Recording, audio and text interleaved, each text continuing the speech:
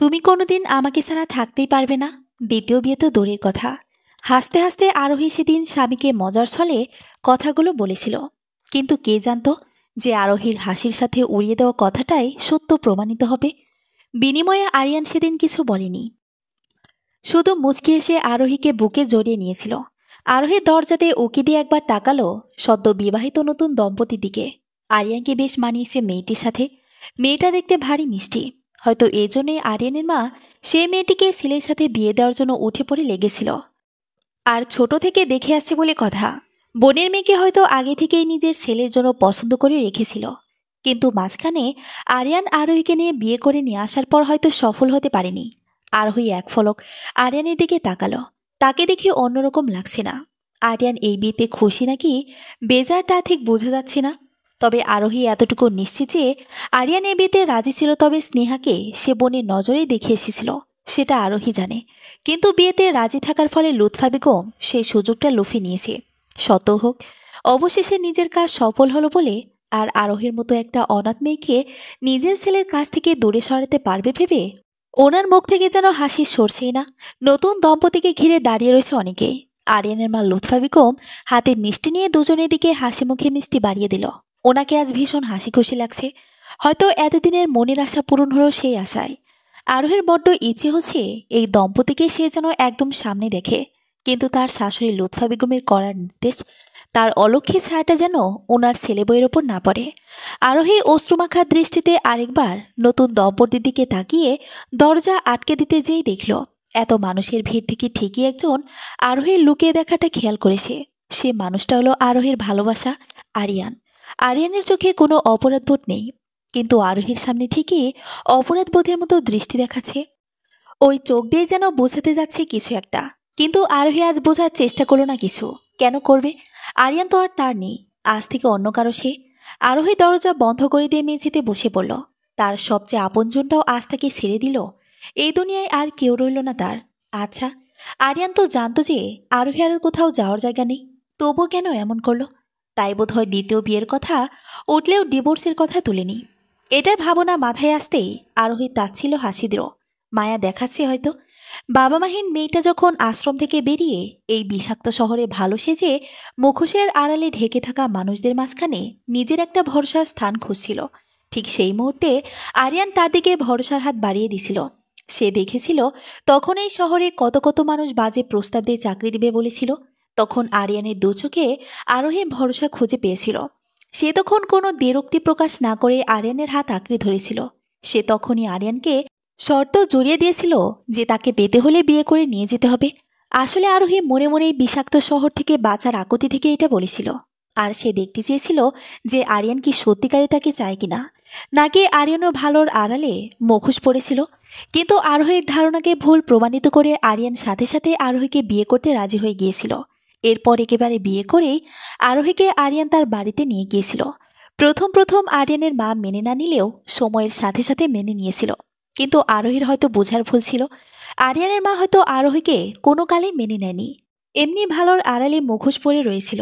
তা বিয়ের 1 মাস পেরোতে আরোহী বুঝে গিয়েছিল আরিয়ানের হয়তো এখন আর আরোহীকে ভালো লাগে না। লাগবে বা কি করে?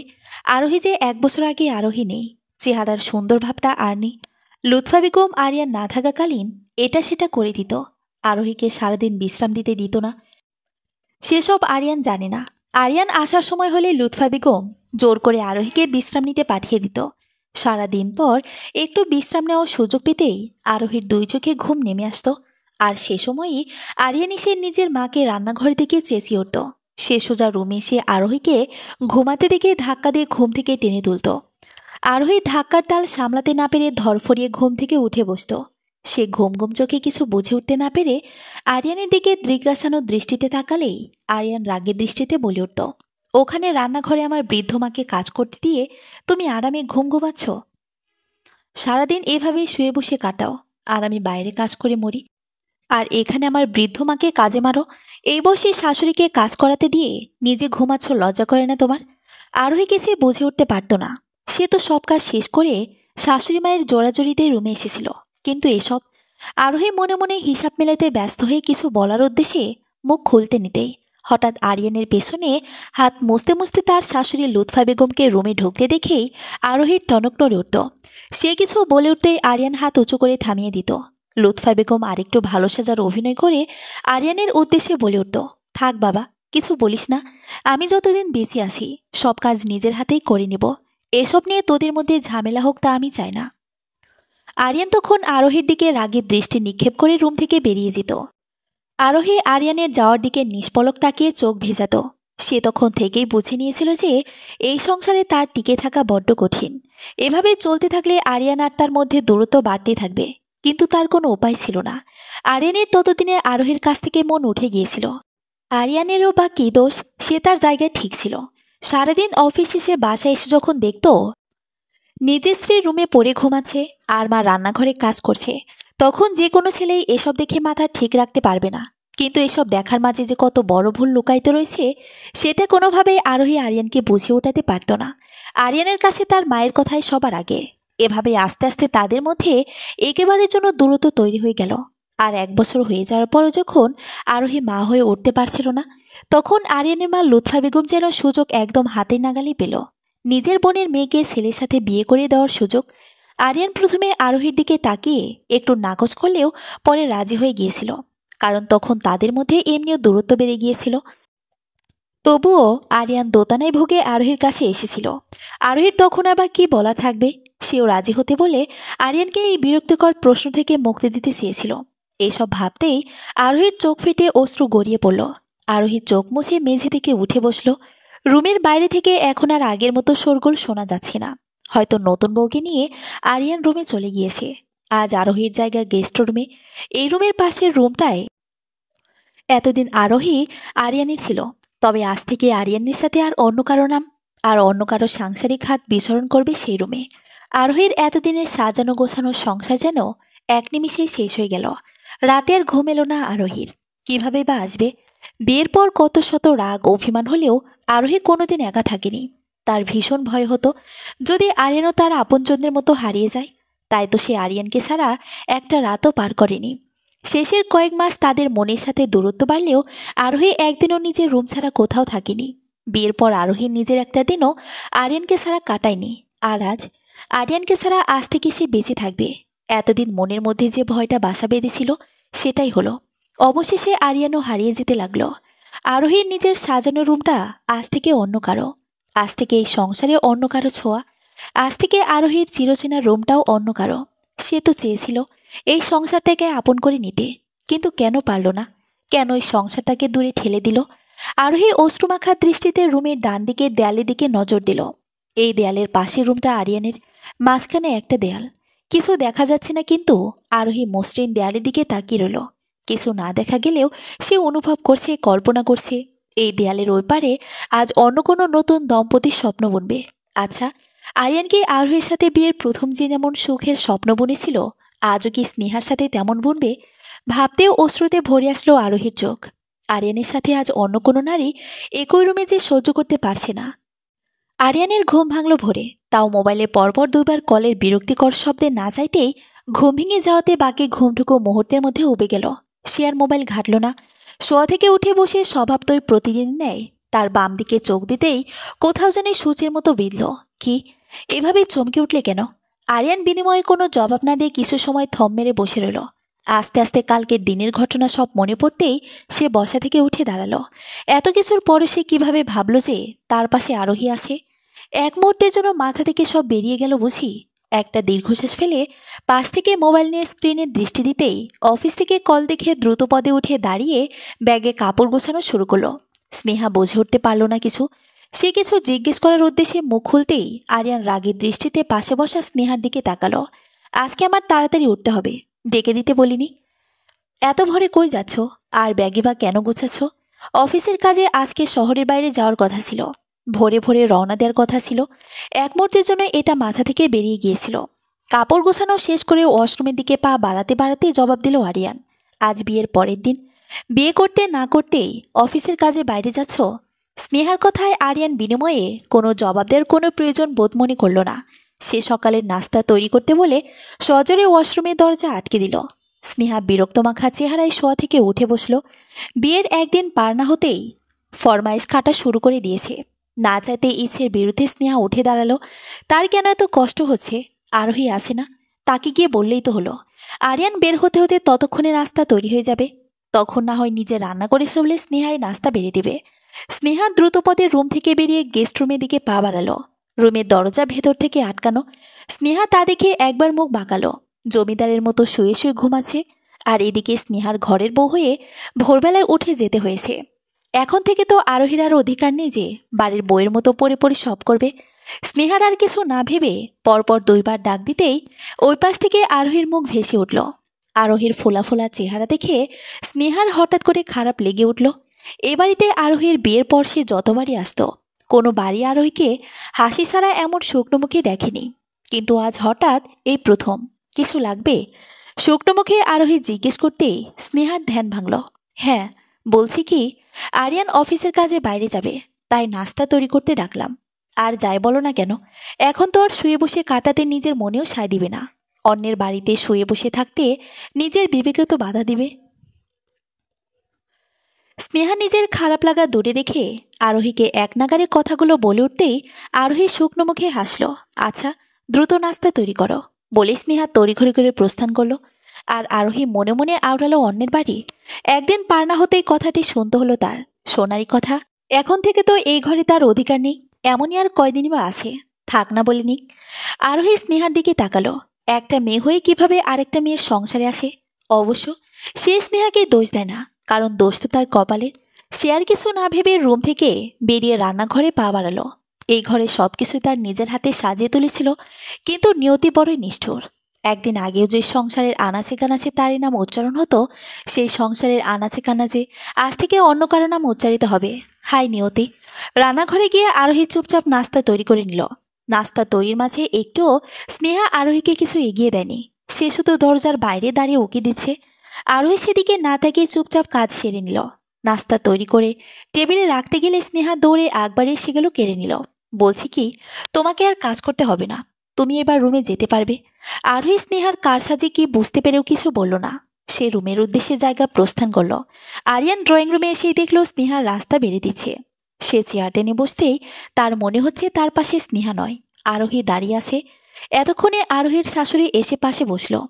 তিনি টেবিলে চোখ ঘুরিয়ে নাস্তা দেখে অবাক হয়ে খুশি হওয়ার ভান করে বলে উঠল, বাহ, এত কিছু করে ফেললি! এত কষ্ট করতে গেলি কেন? স্বামী আর শাশুড়ি মায়ের জন্যই তো করলাম, এত কষ্ট কিসের? আরিয়ান কিছু না বলে চুপচাপ শুনে গেল। গেস্ট রুমের দিকে চোখ যাচ্ছে বারবার। গেস্ট রুমের দরজা ভেতর থেকে আটকানো। মা, আরও কই? ওকেও খেতে ডাকো। কোথায় আবার? পড়ে পড়ে ঘুমাচ্ছে হয়তো। এখন তো অন্যের ঘাড়ে বসে বসেই খাচ্ছে। আরিয়ান বিরক্তসূচক চক্রান্ত শব্দ করে খাওয়ায় মনোযোগ দিল। খাবার মুখে দিতে সে একবার স্নেহার দিকে তাকালো। এই খাবার আমি আমি রান্না করেছি।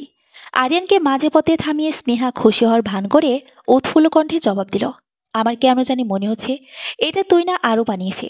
এসব কি বলছো তুমি? ও তো এখনো দরজায় খুলেনি। আর আমার এত কষ্টে রান্না করা খাবারকে তুমি আরোহীর নাম দিয়ে দিচ্ছ। সত্যি না হলে তো এত রিয়েক্ট করার কথা না। এতদিন যাবৎ আরও রান্না খেয়ে আসছি, আর তুই একদিনেই সব আরও আরও আরও। এবার কিন্তু বাড়াবাড়ি হয়ে যাচ্ছে। তুমি সব জায়গায় আমাকে ফেলে আরোহীকে টানছো কেন? বর্তমানে আমি তোমার স্ত্রী। তুই হয়তো ভুলে যাচ্ছিস আমার শর্তের কথা। তুই সব কিছু জেনে আরোহীকে মেনে নিতে পারলেও আমি বিয়ে করব বলেছিলাম। বলেই আরিয়ান ব্যাগ নিয়ে চেয়ার ছেড়ে উঠে দাঁড়ালো। স্নেহা আরিয়ানের শেষ কথায় চুপসে গেল। আরিয়ান মায়ের কাছ থেকে বিদায় নিয়ে মেইন দরজার দিকে পা বাড়াতে নিতেই আবার পেছন থেকে গেস্ট রুমের দরজার দিকে এক পলক তাকালো। বিয়ের পর এরকম অফিসের কাজে আরিয়ান আরোহীকে বলা ছাড়া কোনো বাড়ি যায়নি। সে পেছন ফিরে গেস্ট রুমের দিকে পা বাড়ালো। পরপর কয়েকবার ডাক দিয়েও ভেতর থেকে কোনো সাড়া শব্দ না আসায় আরিয়ান মলিন দৃষ্টিতে বন্ধ দরজার দিকে তাকিয়ে রইল। সে ভাবল হয়তো আরোহী দরজা খুলতে অনিচ্ছুক। তার এবার আরোহীকে বলা ছাড়া না যেতে একদম খালি খালি লাগছে। কিছু সময় দাঁড়িয়ে থাকার পরও যখন দরজা খোলার কোনো শব্দ পেল না, তখন আরিয়ান ভাবল হয়তো আরোহী দরজা খুলতে অনিচ্ছুক। তাই শুকনো মুখে বেরিয়ে যাওয়ার উদ্দেশ্যে সামনের দিকে পা বাড়ালো। এক পা অগ্রসর হতেই পেছন থেকে দরজা খোলার শব্দ হলো। সে দ্রুত পেছনে ফিরে তাকাতেই আরোহীর শুকনো মুখ আঁখি জুগলে ভেসে উঠল। আরিয়ান শান্ত দৃষ্টিতে আরোহীর দিকে এক পলক তাকালো। মনে হচ্ছে যেন কত যুগ যুগ ধরে এই মানুষটিকে দেখেনি। সে পূর্ণ দৃষ্টি দিল আরোহীর দিকে। এক রাতে চেহারার এমন হাল কেন মেয়েটার? মাত্র এক রাতে মেয়েটা পাল্টে গেছে মনে হচ্ছে। সে সমবেদনা প্রকাশ করার পূর্বেই আরোহী তাড়া দিল। আরিয়ান বুঝতে পারল আরোহী তার সাথে কথা বলার ইচ্ছা প্রকাশ করছে না। আসলে কাল রাতে তাড়াহুড়োর মধ্যে আর ক্লান্তি ভর করায় ঘুমিয়ে পড়েছিলাম, তাই আর কথা বলা হয়নি। তুমি তো হয়তো রাতে খাওনি, এখন খেয়ে নিও। আরিয়ানের কথা শুনে আরোহী মনে মনে তাচ্ছিল্য হাসল। মায়া দেখাচ্ছে হয়তো। এতক্ষণ সে আরিয়ানের দরজা নক করার আওয়াজ শুনেছিল, তবুও সে ইচ্ছে করে দরজা খোলেনি। খোলার ইচ্ছে হয়নি, কিন্তু কেন জানি শেষ পর্যন্ত ইচ্ছেটাকে দমিয়ে রাখতে পারিনি। এই মানুষটা হাজার হলেও আরোহীর ভালোবাসা, এই পৃথিবীতে তার একমাত্র আপনজন। এই মানুষটাকে কিভাবে সে অগ্রাহ্য করবে? চেহারাটা শেষবারের মতো দেখার লোভটা আরোহী সামলাতে পারল না। তাই তো সেই ইচ্ছের বিরুদ্ধে গিয়ে সব ভুলে দরজা খুলেছিল। আরিয়ান আরোহীর চাহনি দেখে বুঝতে পারল আরোহী এসবে কথা বলতে অনিচ্ছুক। তাই সে আর কথা বাড়ল না। সে এক পলক আরোহীর দিকে তাকিয়ে বলে উঠল, আমি অফিসের কাজে শহরের বাইরে যাচ্ছি, তাই ভাবলাম তোমাকে বলে যাই, তুমি এই বাড়িতে থাকতে পারো। আরোহীর নিচের দিকে গিয়ে দৃষ্টি সরিয়ে আরিয়ানের দিকে তাকালো। আরিয়ানের শেষ কথাটা তার কানে বাজছে, থাকতে পারো। আরোহী বিড়বিড় করে মনের মধ্যে লাইনটা আওড়ালো। তার মানে আরিয়ানও বুঝে গিয়েছে, বুঝি, যে এই সংসার এখন আরোহীর নাই। এই ঘরে এখন আর আরোহীর অধিকার নেই, আরোহীর কোথাও যাওয়ার জায়গা নেই। তাই হয়তো আরিয়ান কথাটা বলল। আরিয়ান এতদিনেও আরোহীকে চিনে নিতে পারল না। এত কিছুর পরেও আরোহী নিজের সম্মান খুঁয়ে এখানে থাকবে সেটা আরিয়ান ভাবল কি করে? হয়তো আরোহীর যাওয়ার কোনো নির্দিষ্ট খুঁটি নেই বললেই বলল। কিন্তু আরোহী অত নরম নয়। মেয়ে মানেই স্বামীর বাড়ি থেকে সব মুখ বুজে সহ্য করবে তা নয়। এতদিন ছিল বলে এখনই যে থাকবে তা নয়। এতদিন এই বাড়িটা তার নিজের সংসার ছিল, তাই মুখ বুজে পড়ে রয়েছিল। কিন্তু এখন আর নেই, এখন সে অধিকার আর নেই। এখন এই সংসারে আর পড়ে থেকে কি হবে? এখানে অন্যের সংসারে বোঝা হয়ে পড়ে থাকার চেয়ে মানুষের বাসায় কাজ করে খাওয়া ঢের ভালো। আরোহী সব ভেবে শুকনো হেসে মাথা তুলে আরিয়ানের দিকে চোখ তুলে তাকালো। শান্ত নির্জীব তার চাহনি। আরোহীর চাহনির দিকে দৃষ্টি দিতেই আরিয়ানের বুক কেঁপে উঠল। মনে হচ্ছে এই চাহনি দিয়ে মেয়েটি নীরবে অনেক কিছু বলে যাচ্ছে, কিন্তু আরিয়ান বুঝে উঠতে পারছে না। আরিয়ান মনে করল আরোহী হয়তো জবাব দিতে যাচ্ছে না, তাই সে লুৎফা বেগম আর স্নেহার দিকে তাকিয়ে আসছি বলে পেছন ফিরে চলে যেতে উদ্যত হতেই আরোহীর শান্ত বাক্য কর্ণগোচর হতেই আরিয়ানের পা থেমে গেল। দয়া করে আপনার বাকি পথ সফল হোক, ভালো থাকবেন, বিদায়। পকেটে মুঠোফোনটা বেজে উঠতেই নিস্তব্ধ পরিবেশটাতে ঝঙ্কার তুলে মুহূর্তের মধ্যে ভারী করে তুলল। আরিয়ান দ্রুত যাচ্ছে বলে বাসা থেকে বেরিয়ে গেল। আরিয়ানের যাওয়ার দিকে আরোহী একদৃষ্টিতে তাকিয়ে রইল। যতক্ষণ না আরিয়ান চোখের আড়াল না হয় ততক্ষণ তাকিয়ে রইল। আরিয়ানের মানব ছায়া পুরোপুরি চোখের আড়াল হতেই আরোহী তার ঝাপসা দৃষ্টিতে আরিয়ানের গমন পথ দিয়ে তাকিয়ে বিড়বিড় করে উঠল, আমার সাথে আপনারা দেখা না হোক, আমার সাথে আপনার এটাই হয়তো শেষ দেখা। এই জীবনে আমার ছায়াও যেন আপনার উপর আর না পড়ুক। আরোহী আপন মনে কথাগুলো দুইবার বিড়বিড় করে উচ্চারণ করল। চোখের অশ্রু মুছে সে দৃষ্টি সরিয়ে নিল। এতক্ষণে খেয়াল করল দুই নারী মূর্তি অগ্নিরূপ ধারণ করে তারই দিকে চেয়ে আছে। মুখ ফরি, আমার পোলাটারে এমনি এতদিন খাইয়া বৈশাছিলি, কোনো মতে যারও বিয়ে করাইলাম, তুই এমন করে কথা বলছিলি কেন? নিজে তো একটা বংশের বাতি দিতে পারস না। যাওয়ার সময় পোলাটারে তোর টেরা কথা শোনালি, এমনি তো আছস অন্যের সংসারে পড়ে, লজ্জা শরম করে না তোর? আরোহী বিনিময়ে কোনো জবাব দেওয়ার প্রয়োজন বোধ মনে করল না।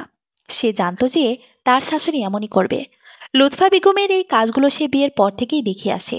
আরিয়ান সারাদিন অফিস শেষে ফিরতেই কৌশলে আরোহীর ব্যাপারে কান পড়ে দিত, কিন্তু যদি আরিয়ান বাসায় থাকতো তখন হাজার চেয়েও আরোহীর বিরুদ্ধে নিতে পারত না, কিন্তু তিনি আশা ছাড়ত না। এক বছরে আরোহীর তার শাশুড়ির এমন কাজে অভ্যেস হয়ে গিয়েছে। আগে সব চুপচাপ শুনত, কিন্তু এখন আর শোনার কোনো মানেই হয় না। আরোহীর চুপচাপ কোনো বাক্য ব্যয় না করে স্নেহা আর লুৎফা বেগমের মুখের ওপর দরজা আটকে দিল। তা দেখেই লুৎফা বেগম তেলে বেগুনে জ্বলে উঠল।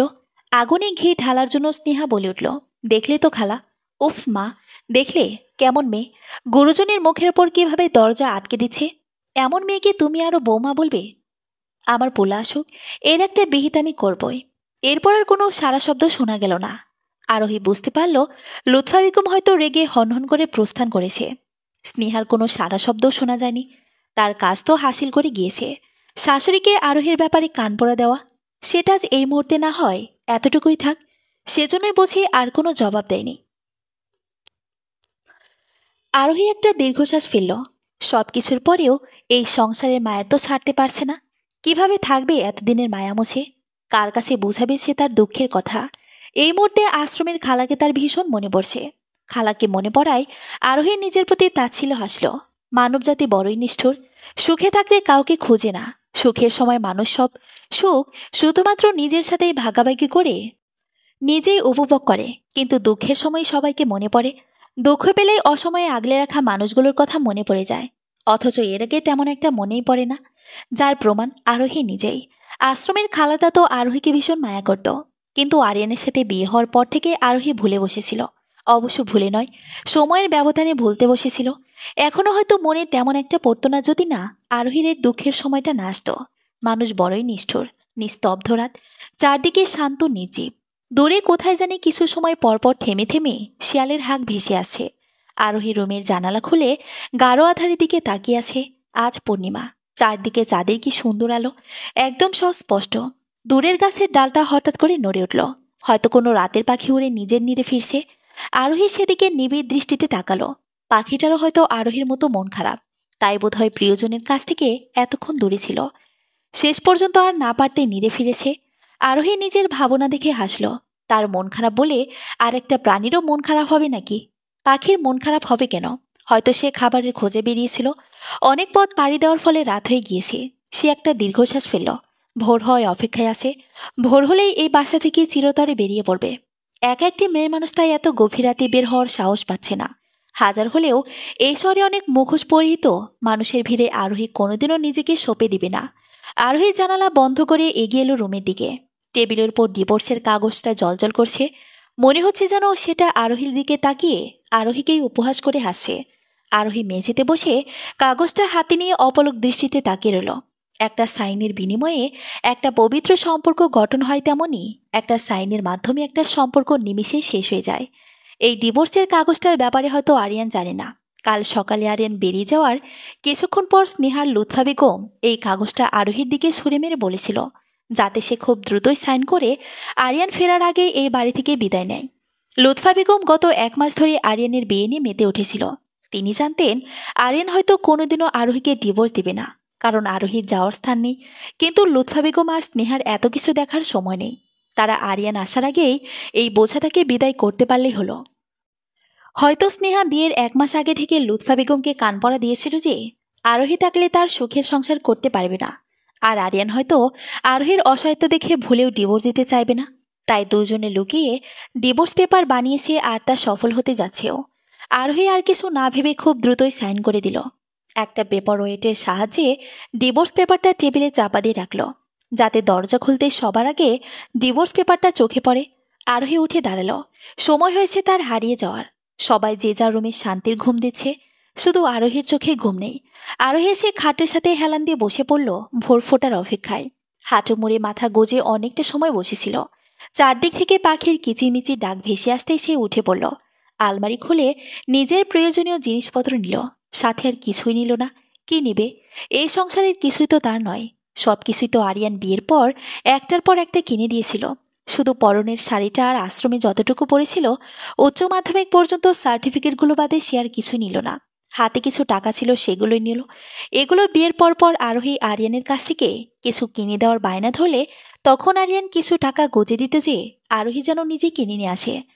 জিনিস কেনার পর যেগুলো ফেরত পেত সেসব আর আরিয়ান নিত না। তখন আরোহী বলতো, আরে আমি টাকা দিয়ে কি করব? আমার সব কিছু তো তুমি আনো আর দেখাশোনা করো, আমার স্বামী আছে না। তখন আরিয়ান হাসি মুখে এগিয়ে এসে আরোহীর মুখে তার 2 বাহু আবদ্ধ করে বলতো, কেউ একজন জানি একটা কথা বলেছিলেন যে অতি সুন্দরীরা বোকা হয়। আমিও প্রমাণ পেলাম তোমাকে। তখন আরোহী মুখ ফুলে রাখত। আর আরিয়ান হেসে বলতো, প্রত্যেক মেয়েদের উচিত দিন শেষে স্বামীর কাছ থেকে কিছু টাকা নিয়ে অন্তত সবচেয়ে ছোট অ্যামাউন্ট হলে জমিয়ে রাখা, আর স্বামী না দিলেও নিজে আদায় করা। এগুলোই পরে বিপদের সময় কাজে আসে। স্ত্রী জাতিরাই টাকা বেঁধে রাখতে পারে, কিন্তু তোমার অন্যদের মতো অত বুদ্ধিশুদ্ধি নাই। তুমি টাকা হাতে নাগালে পেলেও কাজে লাগাতে জানছো না। সাধে কি আর বোকা বলি? সেদিনের দৃশ্যটা চোখের ওপর ভাসতে আরোহী ঝাপসা চোখে হেসে দিল। সেদিন আরিয়ানের কথাগুলি আরোহীর মনে গেঁথে গিয়েছিল। সে সেদিন মুগ্ধ হয়েছিল আরিয়ানের ভাবনা দেখে। এরপরও অবশ্য আরোহীর টাকা খুঁজতে হতো না। দিন শেষে আরিয়ান অফিস থেকে ফিরতেই কিছু টাকা আরোহীর হাতে গজে দিল। আরোহী বলতো, মাত্র এই টাকা দিয়ে কি করা যাবে? তখন আরিয়ান মুচকি এসে বলতো, বিপদের সময় দেখো এই টাকাগুলো জমে বৃহৎ আকার ধারণ করে কিভাবে আমাদের সাহায্য করবে। বিপদ তো আর বলে কই আসে না। আরিয়ানের কথাই ঠিক হলো। এখন এসবে আরোহীর মূল সম্পদ, কিন্তু এই বিপদ শুধুমাত্র আরোহীর একার। আরোহী দরজার দিকে এগিয়ে থেমে গেল। শেষবারের মতো তার নিজ হাতে সাজিয়ে তোলা সংসারটা দেখে নিচ্ছে। তার নিজের রুমটা একটু দেখার ইচ্ছে ছিল, কিন্তু স্নেহা দরজা আটকে দিয়েছে। সে অপলক দৃষ্টিতে রুমের দরজার দিকে তাকিয়ে মনের আশা পূর্ণ করে নিল। আরোহী চোখ মুছে নিজেকে শক্ত করল। এই বাড়ির দিকে সে আর তাকাবে না। যতই তাকাবে ততই মায়া বাড়বে। মায়া জিনিসটা বড়ই খারাপ। আরোহী আর কিছু না ভেবে সামনের দিকে অগ্রসর হলো। দরজা পেরিয়ে পা অগ্রসর হতে না হতেই বিয়ের প্রথম সে আর আরিয়ান ঢোকার মুহূর্তটা মনে পড়ে গেল। সেদিন আরোহী ভয়ে ভয়ে পা ঢোকাতে না চাইলে আরিয়ান তার ডান হাত মুঠো করে নিয়ে আশ্বাস দিয়েছিল, কিন্তু 1 বছরের ব্যবধানে সব শেষ। আরোহী ঝাপসা দৃষ্টিতে বাড়িটির দিকে তাকিয়ে সামনের দিকে পা বাড়ালো। আর দেখবে না এই বাড়ির দিকে। যতবারই দেখবে ততবারই কোনো না কোনো দৃশ্য চোখের সামনে ভেসে উঠবে। সে চোখ মুছে মেইন রাস্তার দিকে এগিয়ে গেল। জিদের বসে তো বেরিয়ে গিয়েছে, এখন কোথায় যাবে ভেবে পাচ্ছি না। ভোরের আলো ফুটতে শুরু করেছে। কাল সারাদিন পেটে কোনো কিছুই পড়েনি, যার ফলে মাথাটা তীব্র ব্যথা করছে। খিদের চোটে হাঁটতেও পারছে না। সে খায়নি তা না, খাবার দেয়নি। লুৎফা বেগম আর স্নেহা মনে করেছিল আরিয়ান থাকতে বলেছে বিধায় আরোহী থেকে যাবে, তাই তো তিনি আরোহীকে সারাদিন গাধার মতো খাটিয়েও কোনো খাবার দেয়নি, যাতে আরোহী শেষমেশ এই বাড়ি থেকে বিদায় নেয়। আরোহী মনে মনে হাসল। সে তো লুৎফা বেগমকে শাশুড়ির চোখে না তাকিয়ে মায়ের দৃষ্টিতে তাকিয়েছিল, কিন্তু উনি কেন বউ না ভেবে মেয়ে ভাবতে পারল না। মেইন রাস্তায় উঠতে আরোহীর মাথা গোলাতে শুরু করলো। পেট গুলিয়ে বমি আসছে, খিদে পেট চৌচো করছে। এখন মনে হচ্ছে এত ভালো সেজে লাভ ছিল না। অন্তত বেরিয়ে আসার সময় হলেও রান্নাঘর থেকে কিছু খেয়ে নেওয়া উচিত ছিল। তখন তো লুৎফা বেগম আর স্নেহা ঘুমিয়েছিল, যার ফলে ধরা খাওয়ার উপায় ছিল না। পরে আরোহী নিজেকে নিজেই উপহাস করে হাসল। খিদের চোটে চুরি করে খাওয়ার কথা মাথায় আসতে 2 দণ্ড সময় লাগছে না। আরোহী আরেকটু এগিয়ে গেল। দূরে একটা মুদির দোকান খুলেছে। আরোহী আশার আলো খুঁজে পেল ভেবে অদূরের দোকানটির দিকে পা বাড়ালো। রাস্তার মাঝে উঠতেই পেট গলিয়ে বমি পেয়ে গেল। মাথা অসম্ভব ঘুরছে। হয়তো খিদের যন্ত্রণা আর সহ্য করতে পারছে না। ছোটবেলা থেকেই সে খিদের যন্ত্রণা সহ্য করতে পারত না, মাথা ঘুরাতো। আজও ব্যতিক্রম হলো না। আরোই এই তো কাছে ভেবে পা চালাতে নিতেই দূরে গাড়ির আলো এগিয়ে আসতে দেখা গেল। সে তার শক্তিতে সরে যাওয়ার অবকাশ আর পেল না। মাথা ঘুরে অজ্ঞান হয়ে পড়ে যেতেই ঝাপসা দৃষ্টিতে দেখতে পেল গাড়িটা তার দিকে দানবের মতো এগিয়ে আসে। আরোহী যখন চোখ খুলল তখন চারদিকে আলোর ছড়াছড়ি। দীর্ঘক্ষণ চোখ বন্ধ ছিল বলে হঠাৎ আলো দেখে আরোহী আবারও চোখ কুঁচকে বন্ধ করে ফেলল। তুমি ঠিক আছো মা? কারো গম্ভীর মায়াভরা কণ্ঠস্বর শুনে আরোহী আর চোখ বন্ধ করে থাকতে পারল না। সে দ্রুত চোখ খুলতে একটু দূরত্বে একটা মধ্যবয়স্ক নারীকে তারই দিকে চিন্তিত চোখে তাকিয়ে বসে থাকতে দেখা গেল। জি, কিন্তু আমি এখানে। আরোহীর কথা শুনে মধ্যবয়স্ক নারীটি সামান্য হাসল, আর এতেই যেন তার সব সৌন্দর্য পুরো মুখে বিস্তৃত লাভ করলো। আমরা গ্রামের বাড়ি থেকে ফিরছিলাম। মাঝ রাস্তায় হঠাৎ তুমি এসে পড়েছিলে, আর কোনো মতে ব্রেক কষে তোমাকে নিয়ে হাসপাতালের দিকে রওনা হই। তোমার কোনো ক্ষতি হয়নি, সেজন্য লাখো লাখো শুক্রিয়া। জানো, ভোর থেকে এই পর্যন্ত সময়টা কত চিন্তায় ছিলাম। ওনার কপালে চিন্তা রেখা ফুটে উঠল। আরোহী মনোযোগ দিয়ে শুনল। হঠাৎ কিছু একটা মনে পড়তেই সে উত্তেজিত হয়ে পড়ল। খালা, আমার হাতে সার্টিফিকেট ছিল, সেগুলো কই? আমিনা আহমেদ আসনে বসা অবস্থায় কেবিনের কর্নারে ইশারা করে বলল, ওই তো আমি রেখেছি এগুলো, চিন্তা করো না। আর এতেই আরোহী নিশ্চিন্ত হলো। কিন্তু তার টাকা, সেগুলো ছাড়া এখন কিভাবে চলবে? এখন তো কোনো মতেই সার্টিফিকেট আছে, কিন্তু তা এখন কার সময়ের জন্য অনেক নিম্নমানের। টাকা ছাড়া এই দুনিয়ায় কিছু হয় না। আরোহী ভেবেছিল অন্তত বাসা থেকে বেরিয়ে হাতের টাকাগুলো দিয়ে কয়েকদিনের মধ্যে কোনো একটা ব্যবস্থা করে ফেলতে পারবে, আর নিজেও চলতে পারবে। কিন্তু এখন টাকাগুলো হারালো। তার হঠাৎ করে ভীষণ রকম খারাপ লেগে উঠল। কি করবে সে এখন? এনারা তো আরোহী জ্ঞান ফেরা পর্যন্ত অপেক্ষায় ছিল। ওর জ্ঞান ফিরেছে, হয়তো এখন এনারাই চলে যাবে। আরোহী কোথায় যাবে, কি করবে ভেবে উঠতে পারছে না। হাতের মুঠোয় টাকার সাথে সাথে একটা কাগজের নাম্বার লিখে নিয়েছিল, যেটা আশ্রমে খালার নাম্বার। ওনার নাম্বারটাও হারালো। ভেবেছিল ওনার সাথে দেখা করে কিছু একটার ব্যবস্থা করে ফেলতে পারবে, অন্তত উনি আরোহীকে ফিরিয়ে দিবেন না। কিন্তু এখন সেই পথটাও বন্ধ হয়ে গেল। তবে সেই আশ্রমে গিয়ে খোঁজ নেওয়া যায়, কিন্তু অন্তত যেতে হলে যে টাকাগুলো লাগবে, সেই টাকার কানাকড়িও তো আরোহীর নেই। মা, তুমি কি কিছু নিয়ে চিন্তিত? পাশ থেকে মা সম্বোধনে আরোহীর ধ্যান ভাঙল। এই মানুষটির বারে বারে এমন মায়াভরা সম্বোধনে আরোহীর প্রাণ শীতলতায় ভরে যাচ্ছে। বুঝ হওয়ার পর থেকে কেউ তাকে এভাবে কোনোদিন বলেনি। স্কুল বা কলেজে যখন অন্য ছাত্রীদের এভাবে তাদের বাবা মা সম্বোধন করত, তখন আরোহী চুপচাপ সেদিকে তাকিয়ে থাকতো। তারও ইচ্ছে ছিল তাকে কেউ এভাবে ডাকুক, কিন্তু সেই ইচ্ছেটা কোনোদিন পূর্ণ হয়নি। ভেবেছিল বিয়ের পর শাশুড়ির মন আদায় করে নিয়ে এভাবে ডাক শুনবে, কিন্তু তা তো কোনোদিনও পূর্ণ হওয়ার নয়। মাথায় হাতের ছোঁয়া পেতে আরোহী তাকিয়ে দেখল মহিলাটি এগিয়ে এসে তার দিকে জিজ্ঞাসানোর দৃষ্টিতে তাকিয়ে আছে। বললেন না তো, তুমি কি কিছু নিয়ে চিন্তিত? আমাকে নিশ্চিন্তে বলতে পারো। না না খালা, কিছু হয়নি। বলতে গিয়েও আরোহী থেমে গেল। সে এখন কিভাবে চলবে সেটাই ভাবার বিষয়। ওনারা তো চলে যাবে তাকে রেখে, কিন্তু আরোহীর আশ্রমে যে যেতে টাকা লাগবে। একটু জিজ্ঞেস করে না হয় দেখাই যায়। খালা, কিছু একটা জিজ্ঞেস করতে গিয়ে আরোহীর কণ্ঠস্বর অস্বস্তিতে পড়ে গেল। যদি ওনারা মনে মনে ভাবে যে কয়েকটা টাকার জন্য এমন করছে, কিন্তু পরবর্তীতে নিজের চলার কথা মাথায় আসতেই লজ্জাস্বরূপ ত্যাগ করে সে বলেই ফেলল, খালা, আমাকে হাসপাতালে আনার সময় আমার হাতে কোনো টাকা বা কাগজ পেয়েছিলেন? সার্টিফিকেট সাথে সাথে ছিল। আরোহীর কথা শুনে খালা নিচের দিকে তাকিয়ে কি যেন মনে করার চেষ্টা করলো। আমার তো ঠিক মনে পড়ছে না মা। আমার মাথায় তোমাকে হাসপাতালে আনার ভাবনায় মাথায় আসছিল, আর তোমার আঙ্কেলকে বলেছি যত দ্রুত যেন নিয়ে আসে। সার্টিফিকেটটা সাদা আর কোনো জরুরি ভেবে নিয়েছিলাম। টাকা হয়তো রাস্তায় পড়েছে, কিন্তু নেওয়ার কথা মাথায় ছিল না। কোনো জরুরি কিছু ছিল নাকি? ও না খালা, তেমন জরুরি নয়। আরোহীর এমন জবাবে আমিনা আহমেদ হয়তো কিছু বুঝে উঠতে পেরেছেন, কিন্তু উনি মুখে তা প্রকাশ করল না। ঠিক সেই সময় কেবিনের দরজা খুলে এক মধ্যবয়স্ক লোক ঢুকল। এখন ঠিক আছো তুমি? জি আঙ্কেল। আরোহীর জবাব পেতেই লোকটি আরোহীর পাশে বসা আমিনা আহমেদকে কিছু একটা ইশারা করতেই আমিনা আহমেদ হাসি মুখে বলে উঠল, আর তোমার পরিবারের নাম্বার দিও। আমি না হয় খবর দিছি যাতে ওনারা এসে তোমাকে নিয়ে যায়। এত ভোরে কেউ কি বাড়ি থেকে বের হয়? পরের বার থেকে হাজার রাগ থাকলেও এত ভোরে বের হইও না। আল্লাহ না করুক যদি কোনো বড় বিপদ হয়ে যায়। পরিবারের কথা বলতে আরোহীর চেহারা মুহূর্তের মধ্যে মলিন হয়ে গেল। সেটা আমিনা আহমেদ ধরতে পেরেছেন। তিনি আরোহীর দিকে এগিয়ে এসে পাশে বসে মাথায় হাত বুলিয়ে আশ্বাস দিল। তিনি আরোহীর উদ্দেশ্যে বলে উঠল, আমাকে বলতে পারো মা, নিজের মা মনে করে। এমন মায়াভরা কণ্ঠে আশ্বাস পেয়ে আরোহী আর কিছু লুকিয়ে রাখল না। সে সব কিছু বলতেই ওনারা একে অপরের দিকে তাকালো। খালা, আমার কিছু লাগবে না। এমনিও আপনারা অনেক কিছু করেছেন এই পর্যন্ত। আমাকে আপনাদের মূল্যবান সময় দিয়েছেন। আমাকে একটা ছোটোখাটো চাকরি দিলেই হবে। আমার উচ্চ মাধ্যমিক পর্যন্ত সার্টিফিকেট আছে। আমাকে সেই যোগ্যতা অনুযায়ী একটা চাকরি দিলেই হবে। আরোহীর কথা শুনে আমিনা বেগমের স্বামী এগিয়ে এলেন। উনিও এসে তার মাথায় হাত বুলিয়ে দিলেন। আরোহী কোথাও যেন আপনজনের ছোঁয়া অনুভব করলো। যদি কিছু মনে না করো একটা কথা বলি, তুমি আমাদের বাসায় থাকতে পারো। তোমার হয়তো প্রশ্ন জাগতে পারে যে এত সহজে এসব কেন করছি। বাসায় গিয়ে সব জানতে পারবে। আরোহী ঝাপসা চোখে দুইজনের দিকে কৃতজ্ঞতা ভরা চোখে তাকালো। দাদু, উনিকে? বাসায় ঢুকতে না ঢুকতেই একটা 5-6 বছরের বাচ্চা ছেলে এসেই আরোহীর দিকে একবার তাকিয়ে জিজ্ঞেস করলো।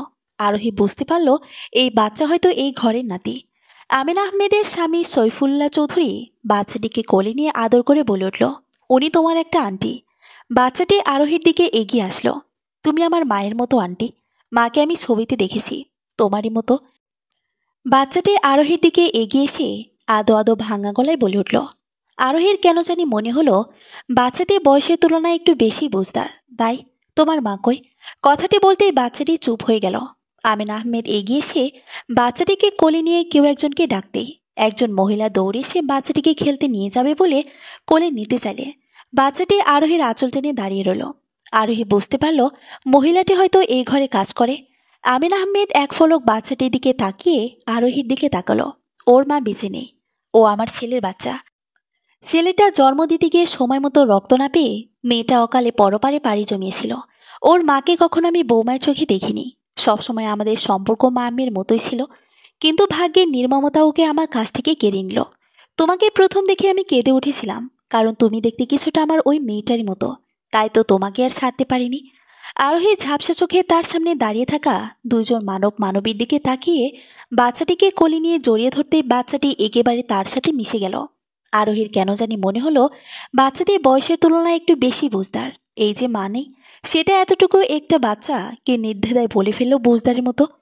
আরোহী বাচ্চাটাকে আরো গভীরভাবে জড়িয়ে ধরল। কেউ সব কিছু পেয়ে হারায়, আবার কেউ না পেয়ে হারায়। কেটে গেল 2 দিন। এর মধ্যে আরোহীর সাথে বাচ্চা রোহানের প্রচুর ভাব জমে গেছে।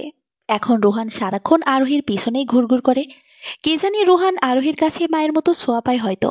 সেদিন আরোহীকে যখন আমেনা আহমেদ রুহানের মায়ের ছবি দেখালো, তখন আরোহীও ভিমড়ে খাওয়ার মতো অবস্থা। পুরোপুরি মিল না হলেও একটা বাইরের মেয়ে হিসেবে আরোহী আর রুহানের মায়ের মধ্যে বেশ মিল রয়েছে। আমেনা আহমেদ একটা দীর্ঘশ্বাস ফেলে বলেছিলেন, বাস্তবে দেখলে আরও মিল পেত, আচরণে একটু একটু মিল। এই জন্য হয়তো ছোট্ট রুহানের মনে আরোহীর প্রতি মায়ের টান অনুভব হয়েছে। আরোহী আমেনা আহমেদের কাছ থেকে শুনেছে, রুহানের বাবা যতবারই কাজের বাইরে যায় ততবারই রুহানকে রাখা মুশকিল হয়ে পড়ত। কিন্তু এবার আর মুশকিল হয়নি। প্রথম একদিন কান্না করেছিল, কিন্তু দ্বিতীয় দিন থেকে আরোহীকে পেয়ে তার এখন বাবাকেও লাগে না। হয়তো তার ছোট মস্তিষ্কে ধারণা জন্মে গেছে যে মায়ের মতো হয়তো আরোহীও হারিয়ে যাবে। এখন তো সে আরোহীকে ছাড়া কিছুই বুঝি না, সারাক্ষণ আরোহীর সাথে গুড়গুড় করে, আর আরোহীও রুহানকে নিয়েই থাকে। রুহানকে কোলে নিলে তার নিজেও মাতৃত্বের স্বাদের অভাব পূর্ণ হয় মনে মনে। পাশাপাশি আরোহী নিজের একটা চাকরির ব্যবস্থা করতে চেয়েছিল, কিন্তু আমিনা আহমেদের একটাই কথা, উনি আরোহীকে চাকরি করতে দিবে না। তবু অন্যের ঘরে আর কতদিন? এনারা নিজের মতো করে বললেও কোথাও যেন একটা বাধা কাজ করে। অনেক তো করেছেন এনারা, আর কষ্ট দিয়ে কি হবে? তাই আজ আরোহী এক প্রকার জোর করে একটা চাকরির ইন্টারভিউ দিতে যাবে। চাকরি বলতে বেশি বড় নয়, আরোহী নিজের যোগ্যতা অনুসারে স্বল্প বেতনের একটা চাকরি। আরোহীর বিশ্বাস আজকে হয়তো চাকরিটা হয়েই যাবে, আর অন্যের বাড়িতে পড়ে থাকতে হবে না। মাঝে মাঝে রুহানকে এসে দেখে যাবে। অবশ্যই এই দুদিনে রুহানের প্রতি অনেক ভালোবাসা জন্মে গেছে। মনে হচ্ছে রুহানের সাথে তার অনেক অনেক গভীর সম্পর্ক। প্রথম প্রথম ওকে ছাড়া থাকতে কষ্ট হবে, কিন্তু মানিয়ে নিতে হবে। চাকরিটা পেলেই আশ্রমে গিয়ে খালাকে একেবারে নিজের সাথে নিয়ে আসবে। এই জীবনে খালাও অনেক কষ্ট করেছে। বুঝ হওয়ার পর থেকে খালাকে আরোহী দেখে আসছে। মাঝে মাঝে খালা ভীষণ মনমরা হয়ে যেত। ছোট্ট ছিল বিধায় আরোহী বুঝতে পারত না, তবুও খালার ওই মলিন চেহারার দিকে তাকিয়ে থাকতো। আর তখন বলা খালা অদূরের দৃষ্টি নিবন্ধ করে বলে উঠত, জানিস আরু, আমার না মাঝে মাঝে কিচ্ছু ভালো লাগে না। ইচ্ছে করে এসব কিছু ছেড়ে ছড়ে অনেক দূরে হারিয়ে যায়, কিন্তু পারি না তোদের জন্য। আর কারো কাছে দায়িত্বটা সঁপে দিতে পারলেই চলে যেতাম। আরোহী ছোট ছিল তখন কিছুই বুঝতে পারত না, সেটা খালা নিজেই জানতেন। কিন্তু তিনি তবুও বলেই যেতেন, কারণ ওই যে একটা কথা, শোনার মানুষ দরকার ছিল। আরোহী খালার এরূপ কথাবার্তা এখন বুঝে উঠতে না পারলেও কিন্তু বড় হওয়ার সাথে সাথে সবকিছু আয়ত্তে আনতে পেরেছে। কিন্তু যে খালা যাদের ছেড়ে যেতে পারেনি, যাদের জন্য থেকে গিয়েছিল, কিন্তু তারাই ঠিকই খালাকে ছেড়ে গিয়েছিল। যেমন আরোহী নিজের সুখের সন্ধান পেয়ে খালাকে ভুলতে বসেছিল, অথচ আরোহীর আশ্রমের 18 বছর খালা আগড়ে রেখেছিল। কিভাবে পারল আরোহী সে খালার সাথে একটা বছর সম্পর্ক না রাখতে? আরোহী একটা দীর্ঘশ্বাস ফেলল। এই চাকরিটা হয়ে যাক, খালার কাজটা অন্য কাউকে বুঝিয়ে দিয়ে দরকার হলে এই চাকরির পাশাপাশি খালার কাজটা সে নিজেই নিবে। এরপর খালাকে আপন করে নিয়ে আসবে নিজের কাছে। তারপর নিজে একটা ছোট্ট ঘর নিয়ে সেখানে খালা আর সে মিলেমিশে সুখে থাকবে। সুখে থাকবে ভাবতেই তার ঠোঁটে তাচ্ছিল্য হাসির আভাস দেখা গেল। তার আবার সুখ। এত ভালো থাকার অভিনয় করলেই কি ভালো থাকা যায়? রুহানার এই পরিবারের সাথে মিলেমিশে থাকতে থাকতে হয়তো দিনটি পার হয়ে যায়, কিন্তু রাতটা অনেক দীর্ঘ রাত মনে হয় তার।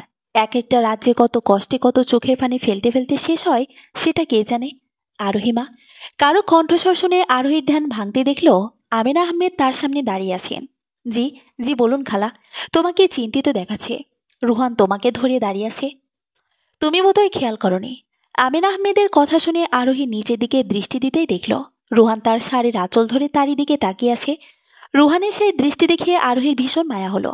সে দ্রুত কোলে তুলে নিল রুহানকে। এই ছেলেটা 2 দিনে তার মনে সবার প্রথমেই জায়গা করে নিয়েছে। তার মা হওয়ার শখ অনেক দিনের জন্য হলেও পূর্ণ করেছে এই ছেলেটা। চাকরিটা পেয়ে চলে গেলে সে কিভাবে থাকবে কি ছাড়া? আরোহী আর কিছু না ভেবে সামনে দাঁড়িয়ে থাকা আমেনা আহমেদের দিকে দৃষ্টি দিল। উনি আরোহীর সামনে দাঁড়িয়ে উসখুস করছে। তা দেখে আরোহী মুচকি এসে বলে উঠল, খালা কিছু বলবেন? না, বলছি কি, তোমার চাকরিটা না করলে হয় না? আমাকে তো খালা ডাকো। মনে করো আমি সত্যি তোমার খালা। আর রুহানকে ছাড়া থাকতে পারবে তুমি? ছেলেটাও 2 দিনে তোমাকে পেয়ে আর কাউকে খুঁজছে না। নিহান তো বলেই দিয়েছিল যে তার ছেলের কি হলো, হঠাৎ করে যে প্রাণপ্রিয় বাবাকেও তার খুঁজছে না। হয়তো ছেলের জন্য বাকি সার্জারি অন্য কাউকে বুঝিয়ে দিয়ে চলে আসবে। আরোহী বিনিময়ে কোনো জবাব দিল না। খালাকে কোনো মতে বুঝিয়ে ইন্টারভিউর জন্য পরিপাটি হয়ে বের হলো। তার মাথার উপর অনেক দায়িত্ব। সে দায়িত্বগুলো পালন করার জন্য হলেও তার চাকরি পেতে হবে। অনেক বড় হওয়ার বাকি আছে তার। যথাস্থানে গিয়ে পৌঁছাতে আরোহীর ডাক আসলো। সে উঠে অনুমতি নিয়ে ঢুকতেই একজন মধ্যবয়স্ক লোককে বসে থাকতে দেখল। আরোহী বুঝতে পারল হয়তো ওনারাই অফিস এটা। সে ওনার সামনে দাঁড়িয়ে সালাম দিতেই উনি বসতে বলল, উনি আরোহীর নেওয়া কাগজপত্রগুলো দেখে দূরে সরিয়ে রাখল। আরোহী ভেবেছিল উনি চাকরির যোগ্যতা নিয়ে কথা বলবেন, কিন্তু না। কাগজপত্র দেখেই উনি আরোহীর দিকে এক অন্য দৃষ্টিতে দেখল। ডিভোর্সি? জি। চাকরি দরকার? আরোহী মাথা নাড়তে লোকটি আবারও আগের ন্যায় দৃষ্টিতে আরোহীকে নিচ থেকে উপরে দেখে নিল। চাকরি তো অনেক আছে, কিন্তু তা তোমার যোগ্যতা অনুসারে নয়। কিন্তু আমি তবুও তোমাকে দিতে পারি। কোন চাকরি দরকার তোমার? টাকা চাই? লোকটির কথা বলা আর এমনভাবে তাকানোর অর্থ বুঝতে পেরে আরোহীর গা ঘৃণায় রিরি করে উঠল। সে আর চুপ না থেকে উঠে দাঁড়ালো। তোদের মতো মুখোশ পরা মানুষদের থাপড়ানো উচিত। বলতে গিয়ে আরোহী মুখ সামলে নিল, কারণ এটি লোকটির অফিস। কিছু হলে আরোহীর বিপত্তি। সে লোকটির সামনে থেকে চৌ মেরে নিজের কাগজপত্রগুলো নিয়ে কেবিন ছেড়ে বেরিয়ে গেল। যত আশা নিয়ে বেরিয়েছিল ততটা ভারাক্রান্ত মন নিয়ে বাসায় ফিরেছিল। আরোহী ভেবেছিল আজ হয়তো চাকরিটা হয়ে যাবে, অন্তত সবচেয়ে নিম্ন পদের হলেও একটা চাকরি পাবে ভেবেছিল। কিন্তু দুনিয়া যে বড়ই কঠিন। এখানে ভালো মানুষের আড়ালে কিছু কুৎসিত মানুষের বাস। একটা বাপের বয়সে মানুষও ছাড় দিচ্ছে না। এই দুনিয়াতে এক এক মানুষের এক এক রূপ। সবাইকে আর বাবার মতো ভালো হতে পারে না। সবার মন মানসিকতার ভেতরে যদি রাখত যে আমি আমার সন্তানের জন্য যেমন আদর্শ, তেমন অন্যদের জন্য আদর্শ হব, মন মানসিকতা বদলালেই দুনিয়াটা সুন্দর হতো। আরোহী মলিন শ্বাস ফেলল। আজকের আশাটাও গেল, কিন্তু সে হাল ছাড়বে না কিছুতেই। এসব ভাবতে ভাবতেই বাসার উদ্দেশ্যে রওনা দিল। আজ আরিয়ান ফিরবে। দুদিনের সময়টা মনে হচ্ছে যেন অনেক দীর্ঘ। এই প্রথম আরোহীর সাথে এত যোগাযোগ ছিল না। প্রতিবার এরকম কাজে বাইরে গেলেও আরোহীর সাথে দিন শেষে রাতে ঠিকই কথা হতো, আর নয়তো আরোহী নিজেই কয়েকবার কল করে করে খেয়েছি কিনা, ফ্রেশ হয়েছে কিনা এসব বলে বলে আরিয়ানকে বিরক্ত বানিয়ে ফেলত। কিন্তু এবার করেনি। উল্টো আরিয়ান রাতে কল করে মোবাইল বন্ধ পেয়েছিল। টানা 2 দিন তার মোবাইলের সংযোগ পায়নি। স্নেহার মায়ের সাথে ঠিকই কথা হয়েছিল, কিন্তু শুধু আরোহীর সাথেই হয়নি। তাই আরিয়ান এক প্রকার ফুরফুরে মেজাজে বাসার উদ্দেশ্যে রওনা দিল। আরিয়ান বিমর্ষ চেহারায় বসে আছে। মাথায় হাত দিয়ে তার নিজের চুল টেনে ছিঁড়ে ফেলতে ইচ্ছে করছে। যত খুশি হয়ে বাসায় এসেছিল, দরজা দিয়ে ঢুকতে সব খুশি উধাও হয়ে গিয়েছে। পাশে স্নেহার লুৎফা বেগম দাঁড়িয়ে আছে। তারা একজন আরেকজনের দিকে কিছুক্ষণ পরপর তাকাচ্ছে। স্নেহাকে ভয় পাওয়া অবস্থায় দেখা গেল। লুৎফা বেগম স্নেহার এমন ভয়ের দৃষ্টি দেখে চোখ দিয়ে আশ্বাস দিল যে ভয় পাওয়ার কিছু নেই, যা করার তিনি নিজেই করে দিবেন। লুৎফা বেগম দৌড়ে রুমের দিকে এগিয়ে গেল। এরপর আবারও অস্থির চিত্তে হাতে একটা কাগজ নিয়ে হাজির হলো। দেখ বাবা দেখ। লুৎফা বেগমের হাত থেকে এগিয়ে দেওয়া কাগজটার দিকে আরিয়ান এক পলক তাকালো জিজ্ঞাসানো দৃষ্টিতে। লুৎফা বেগম ইশারা দিয়ে কাগজটা নিতে বললেই আরিয়ান কাগজটা নিল। 2 হাতে কাগজটা ধরে দৃষ্টি দিতে সে স্তব্ধ হয়ে গেল। আরে, এটা এটা তো ডিভোর্স পেপার। লুৎফা বেগম যেন এই সুযোগেরই অপেক্ষায় ছিলেন। তিনি মুখটাকে কাদো কাদো করে বলে উঠলেন, হুঁ, সেটাই আর কি। নিচে দেখ। লুৎফা বেগমের কথা অনুসারে আরিয়ান নিচের দিকে তাকাতেই আরোহীর সাইন দেখে আরও একবার শক খেল। আরোহীর সাইন জলজল করছে। আরিয়ানের মনে হচ্ছে এই একটা সাইনই যেন আরিয়ানের চোখের দৃষ্টি কেড়ে নিছে। আরও আরও আমাকে ডিভোর্স দিয়েছে, বিড়বিড় করে আওড়ালো। তার এখনও বিশ্বাস হচ্ছে না যে আরোহী তাকে ডিভোর্স দিয়েছে। সে দ্রুত পদে উঠে ড্রয়িং রুম থেকে ঘরের প্রতিটা রুমে আবার গেল। আনাচে কানাচে সব জায়গায় খুঁজল। ঘরে আরোহীর কোনো ছায়াও পেল না। আরিয়ানকে বিধ্বস্ত দেখাচ্ছে। তার বিশ্বাস আরোহী এখানে আছে আর থাকবে। আরোহীর কোথাও যাওয়ার জায়গা নেই। ও কই যাবে? আরিয়ান দ্রুত সব রুম খুঁজে যখন আরোহীকে পেল না, তখন ড্রয়িং রুমে এসে আবারও ডিভোর্সের কাগজটা নিয়ে সে ধপ করে বসে পড়ল। আরিয়ানের এই অবস্থা দেখে স্নেহা লুৎফা বেগমকে ইশারা করল। আগুনে ঘি ঢালার সময় এখনই। লুৎফা বেগম ইশারা দিয়ে স্নেহাকে আশ্বস্ত করলেন, জানিস বাপ, ওই দিন সকালে উঠে আমার আর স্নেহার সামনে দাঁড়িয়ে মেয়েটির ডিভোর্সের পেপারটি ছুঁড়ে মেরে বলেছিল তুই যেন সাইন করে দিস। তারপর রুমে গিয়ে আমার সামনে সজোরে দরজা আটকে দিয়েছিল। আমাদের কিছু বলার সুযোগ দিল না। আমরা কিছুই বুঝে উঠতে পারিনি। তারপর স্নেহা সেই পেপারটা নিয়ে দেখল সেটা ডিভোর্স পেপার, আর সেখানে মেয়েটির সাইন। দেখেছিস? তার মানে মেয়েটি অনেক আগে থেকেই ডিভোর্সের বন্দোবস্ত করে রেখেছে। একদিনে কি আর এসব করা সম্ভব? হরহর করে সব এক নাগারে বলে থামল লুৎফা বেগম। তার বলা শেষেই তিনি আরিয়ানের দিকে তাকালেন যে তার রিয়াকশন কেমন। আরিয়ান সব শুনে মাথা চেপে ধরে বসে পড়ল। এমন জানলে সে জীবনেও ওই দিন অফিসের কাজে যেত না। এমন কেন লাগছে তার? ওই দিন আরোহীর বিদায় বলার ধরন আর সে শব্দটা শুনে আরিয়ান কিছু সময়ের জন্য থমকে গিয়েছিল। আরোহী কোনোবার আরিয়ান বাইরে গেলে বিদায় শব্দটা বলতো না, অন্য কোনো কিছু বলে বিদায় দিত। সেদিনের কথাটি শুনে আরিয়ানের অন্যরকম লাগলেও পরে অফিসের বসের কল চলে আশায় দ্রুতপদে বেরিয়ে যেতে হয়েছে। তাই আর কোনো কিছু বলার সুযোগ পায়নি। আরিয়া নিজের মাথার চুলগুলো আরো জোরে টেনে ধরল। সেদিনই বোঝা উচিত ছিল তার। কোথায় খুঁজবে এখন সে আরোহীকে? এমন কেন লাগছে তার? বুকের কোথাও জানি ভীষণ খালি খালি লাগছে। এতদিন মনে করেছিল আরোহীর প্রতি তার কোনো মায়া নেই, কিন্তু এই বিয়েটা করার পর থেকে বুঝেছে আরোহী তার মনের কত গভীরে রয়েছে। কিভাবে থাকবে সে আরোহীকে ছাড়া? আরোহী রান্নাঘরে আমিন আহমেদের সাথে হাতে হাতে ওটা এগিয়ে দিচ্ছিল। তিনি আরোহীকে গল্প বলতে বলতে রান্না করছিল। তার ছেলের বইয়ের গল্প বলে বলে স্মৃতিস্মরণ করছিলেন। আমার নিহান অনেক জেদি একটা ছেলে, কোনো কিছু তারই চাই মানেই চায়। মিথিলাকেও সেভাবে বিয়ে করেছিল। মিথিলা বিয়ের হওয়ার পর তাদের প্রেম কাহিনীটা প্রায় সময় আমাকে বলে বলে হাসত। মূলত মিথিলায় তাদের সম্পর্কটাকে এগিয়ে নিয়ে গিয়েছিল বলে আমিন আহমেদ তেলে পেঁয়াজ মরিচ ছেড়ে দিলেন। এরপর সেখানে মশলাপাতি দিয়ে নাড়তে নাড়তে আবারও বলা শুরু করেন, জানো, মিথিলা নাকি নিহানকে প্রথম প্রথম প্রচুর বিরক্ত করত। আমার নিহানকে নাকি প্রথম দেখেই তার মনে একরকম অনুভূতি হয়। কি জানি একটা শব্দ বলতো মিথিলা, কাশ না কি কি একটা জানি, ক্রাশ। আরোহী আমিন আহমেদের কথার ধরন দেখে হেসে ভুল শুধরে দিতেই উনি আবারও বলে উঠলেন, হ্যাঁ হ্যাঁ হ্যাঁ ওইটাই। নিহানও মেডিকেলের ছাত্র ছিল, কিন্তু মিথিলাদের থেকে সিনিয়র। তার মানে মিথিলা আপু ডাক্তারি পড়েছিলেন? আরোহী আমিন আহমেদের কথার মাঝে প্রশ্ন করল। হ্যাঁ, সেই সুবাদে তাদের দেখা। তাদের বলতে মূলত মিথিলা প্রথম সেখানেই দেখেছিল নিহানকে। এরপর থেকে নাকি টানা 1 বছর নিহানকেই দেখত। এর পরের বছর থেকে নিহানের পেছনে ঘুরঘুর করা শুরু করেছিল। নিহান প্রথম প্রথম নাকি অনেক রেগে যেত।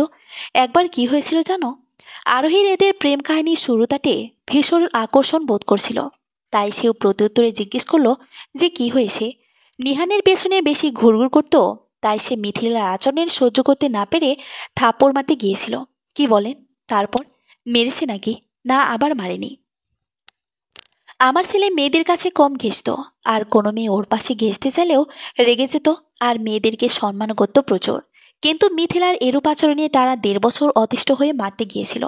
মিথিলা অবশ্য বুঝে গিয়েছিল যে নিহান কোনোদিনও মেয়ের গায়ে হাত তুলবে না, হয়তো ভয় লাগাচ্ছে। যখন ভয় লাগানোর পরও মিথিলা ভয় পেল না, তখন নিহান বুঝে নিয়েছিল যে এই মেয়ে তাকে সহজেই ছাড়বে না। এরপরের 1 মাস ভালোই কাটল তাদের দুজনের। নিহানের ডাক্তারি পড়া শেষে চাকরি নিয়েই মিথিলাকে 5 মাস পর একেবারে বউরূপে বাসায় এনেছিল। আরোহীদের প্রণয়ের কাহিনী শুনতে শুনতে বিভোর হয়ে গেল। কত কষ্টে মিথিলা সুখের সন্ধান পেল, কিন্তু সেই সুখ তার কপালে বেশি দিন সরল না। নিয়তি এত নিষ্ঠুর হয়, সে মেয়েটা সুখের সময়ে হারিয়ে গেল, একেবারের জন্য চলে যেতে হলো। নিজের সবচেয়ে সুখ যার মধ্যে নিহিত, সেই বাচ্চাটাকেই দেখতে যেতে পারল না। আরোহীর হুট করে একটা ইচ্ছে হলো, যদি তার এই প্রাণটার বিনিময় হলে মিথিলা বেঁচে থাকতো, তাহলে হয়তো একটা সুখের সংসার বেঁচে থাকতো। হঠাৎ এমন সময় রুহানকে দৌড়ে আসতে দেখে আরোহী ফিরে তাকাতে দেখল রুহান হাতে মোবাইল নিয়ে আরোহীর দিকে তাক করে বলে উঠল, বাবাই বাবাই, আমার নতুন আন্টিকে দেখবে তুমি? এই দেখো। আরোহী স্ক্রিনের দৃষ্টি দিতে দেখতে পেল ওই পাশের মানুষটা নিচের দিকে তাকিয়ে কি একটা যেন লিখছে। আরোহী বুঝতে পারল এনেই হয়তো নিহান, হয়তো ছেলের সাথেও কথা বলছে আর নিজের কাজও করছে। আমিন আহমেদ রুহানের কথা শুনে দ্রুত এগিয়ে এসে রুহানের হাত থেকে মোবাইল নিয়ে নিল। বিপরীত পাশের মানুষটিকে কিছু একটা করতে দেখে তিনি রেগে যাওয়া কণ্ঠে বলে উঠল, এই সারাক্ষণ খালি এগুলো কি করিস? আমিন আহমেদের কণ্ঠস্বর পেতেই মানুষটি তার সামনের কাগজপত্র সরিয়ে স্ক্রিনের দৃষ্টি দিয়ে হাসল। আর বলো না মা, আরেকটা সার্জারি পড়ে গিয়েছে, কিছু কাজ করছিলাম।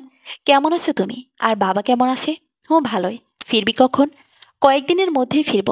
বাবাকে দেখাও দেখি। রুহান জ্বালাচ্ছে নাকি? তোকে বলছিলাম না, আরোহী আসার পর থেকে তো আর তেমন জ্বালায় না, একদম লক্ষ্মী ছেলে হয়ে গিয়েছে।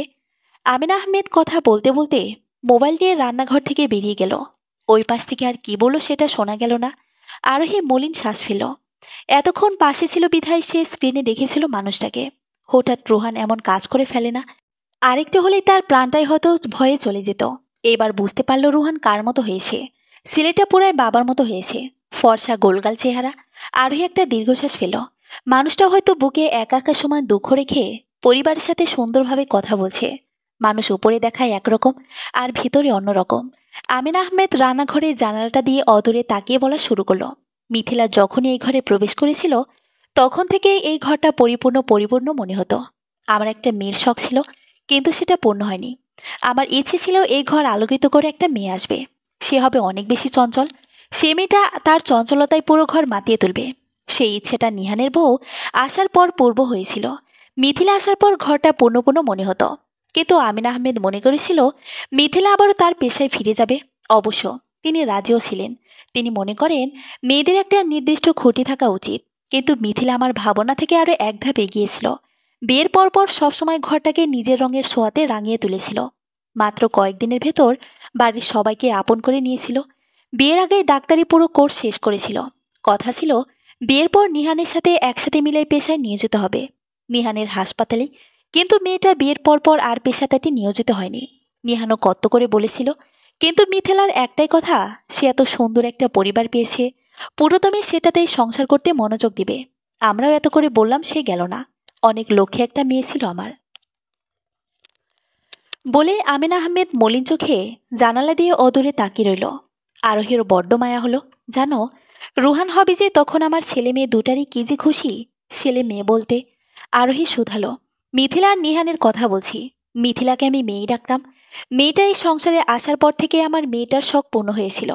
মিথিলা আপু রুহানকে দেখেনি খালা, তাই না? না রে, মেয়েটার সেই ইচ্ছেটা পূরণ হলো না। দেখে যেতে চেয়েছিল। হাসপাতালে রুহান হওয়ার পর বাচ্চাকে নিহানের কোলে দিতেই নিহান হাসি মুখে চুমো এঁকে দিল। সে বাচ্চাটিকে নেই বলেছিল, আগে আমার মিথিকে দেখে আসি। কিন্তু ডাক্তাররা তখন এসে মিথিলার অবস্থা জানাতেই নিহান রুহানকে তার কোলে নিয়ে থিয়েটারের সামনে দৌড়ে গিয়েছিল। ওই হাসপাতালে নিহান কর্মরত ছিল। আর বেশ জনপ্রিয়তায় ডাক্তাররা অপারেশন থিয়েটারে নিহানকে ঢুকতে দিয়েছিল। নিহানের চোখের সামনে মিথিলা আমার মেয়েটা চলে গেল। নিহান মেয়েটাকে তার থেকে একটা ফুটফুটে বাচ্চা হওয়ার খবর দিল ঠিকই, কিন্তু মেয়েটা ততক্ষণে হারিয়ে গেল। নিহান নিজে ডাক্তার হয়ে সে বিশ্বাস করেনি যে মিথিলা হারিয়ে গিয়েছে। সে ভেবেছিল মিথিলা বুঝি জ্ঞান হারিয়েছে হয়তো। সেদিন নিহানের কে যে পাগলামি। জীবনের এই প্রথম আমার ছেলেটাকে এভাবে কাঁদতে দেখেছিলাম। এরপর প্রায় 2 মাস হয়ে যাওয়ার পরেও নিহান স্বাভাবিক হতে পারেনি। ধীরে ধীরে আস্তে আস্তে রুহানের দিকে তাকিয়ে নিজেকে স্বাভাবিক জীবনে ফিরিয়ে এনেছে। সেই দিনগুলো মনে পড়লে এখনো খারাপ লাগে। আমার লক্ষ্মী মেয়েটা হুট করে চিরতরে হারিয়ে গিয়েছিল। এরপর থেকে এর বাসায় সবাই এমনি মুখের হাসি আনতো, শুধুমাত্র রোহানের জন্য। আর আমার ছেলেটা একদম চুপচাপ হয়ে গিয়েছিল, আর কোনো কিছুর বায়না ধরে না, গম্ভীর হয়ে গিয়েছিল।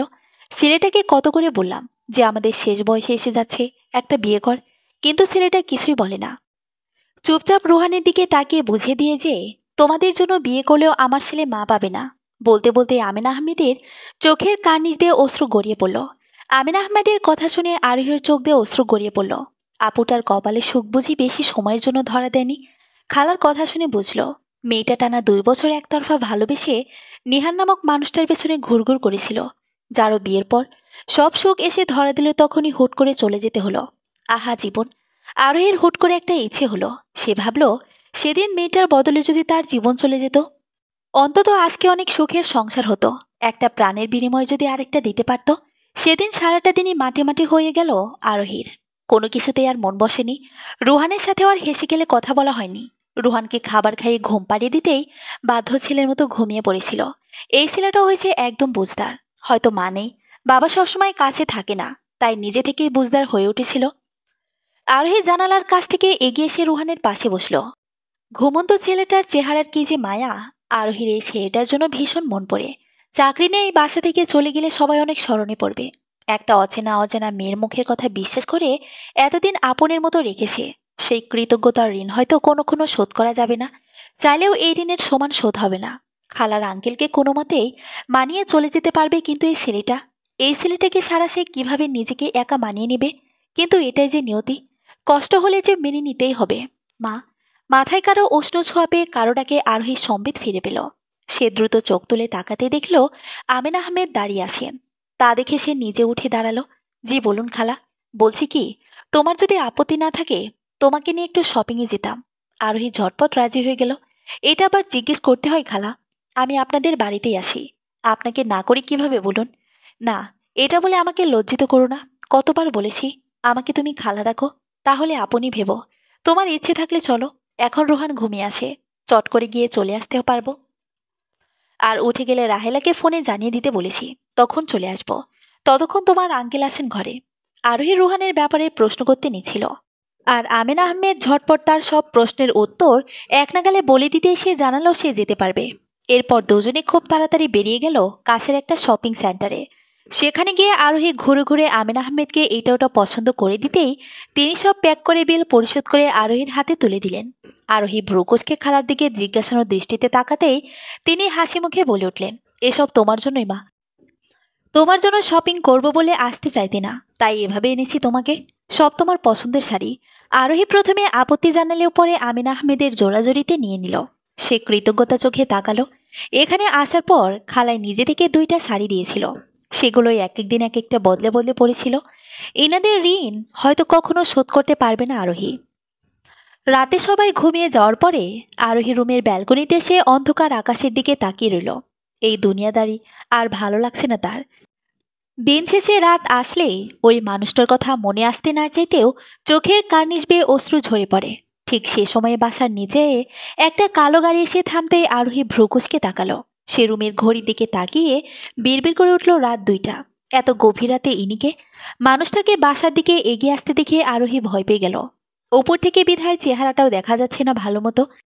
এলোমেলো পায়ে মানুষটা বাসার দিকে পা বাড়ালো। ঠিক সে সময় বাসার কলিং বেলের শব্দ শোনা গেল। একবার বাজতে আর কোনো শব্দ এলো না। বাসার সবাই ঘুমিয়ে পড়েছে বিধায় একবারের শব্দটাও কেউ শুনল না। আরোহীর রুম থেকে বেরিয়ে ভয়ে ভয়ে সিঁড়ি কয়েক ধাপ পেরিয়ে নিজে নামটাই কট করে দরজাটা খুলে গেল। আরোহী ওখানেই জমে গেল। কে ইনি? ব্যালকনির এক কিনারে প্রাচীর ঘেঁষে দাঁড়িয়ে আছে আরোহী। চুলগুলো এলোমেলো হয়ে বাতাসের সাথে তাল মিলিয়ে উঠছে। ক্ষণে ক্ষণে শীতল হাওয়া জানান দিচ্ছে আজ প্রচণ্ড ঠান্ডা পড়বে। আরোহী শীতের প্রকোপে কেঁপে কেঁপে উঠছে, কিন্তু এই মুহূর্তে ব্যালকনি ছেড়ে যেতে তার মোটেও ইচ্ছে করছে না। তার মলিন দৃষ্টি দূরের গাছের দিকে। সেখানে 2টা পাখি কি সুন্দর করে একে অপরের সাথে সুখ দুঃখের গল্প করছে। এদের কিচিরমিচিটাকে যেন সব অনুভব করতে পারছে আরোহী। এমন কোনো দৃশ্য চোখে পড়লে আরোহীর চোখ ভিজে ওঠে। আরিয়ানের কথার মাঝে মাঝে বড্ড মনে পড়ে, কেমন আছে মানুষটা? হয়তো ভীষণ সুখে আছে নতুন বউকে নিয়ে। আচ্ছা, আরোহীর সাজানো সংসার স্নেহাকে আবার নতুন করে সাজিয়েছে। আরিয়ান আরোহীর সব অধিকার হয়তো স্নেহাকে দিয়ে দিয়েছে এতদিনে। আচ্ছা, আরিয়ান বাড়ি ফিরে আরোহীকে খুঁজে দিই। আরোহীর মনের সাথে সাথে বার্তা এলো, খুঁজলি কি আর তুই এখানে আসিস এখন? আরোহী মানতে চাইল না কথাটা। তার মস্তিষ্ক বলে উঠল যে আরোহী তো একটা বাসায় পড়ে আছে সারাদিন। এত বড় শহর তাকে খুঁজলেও পাবে কই? হয়তো একটু হলে খুঁজবে, কিন্তু মন মানতে চাইল না। আরিয়ান একটু মন দিয়ে খুঁজলে হয়তো আরোহীর নিশানা পেত। 1 বছরে কি আরোহীর প্রতি আরিয়ানের একটু মায়া বসেনি? সেই মধুর দিনগুলো ভীষণ রকম স্মরণ করছে আরোহী।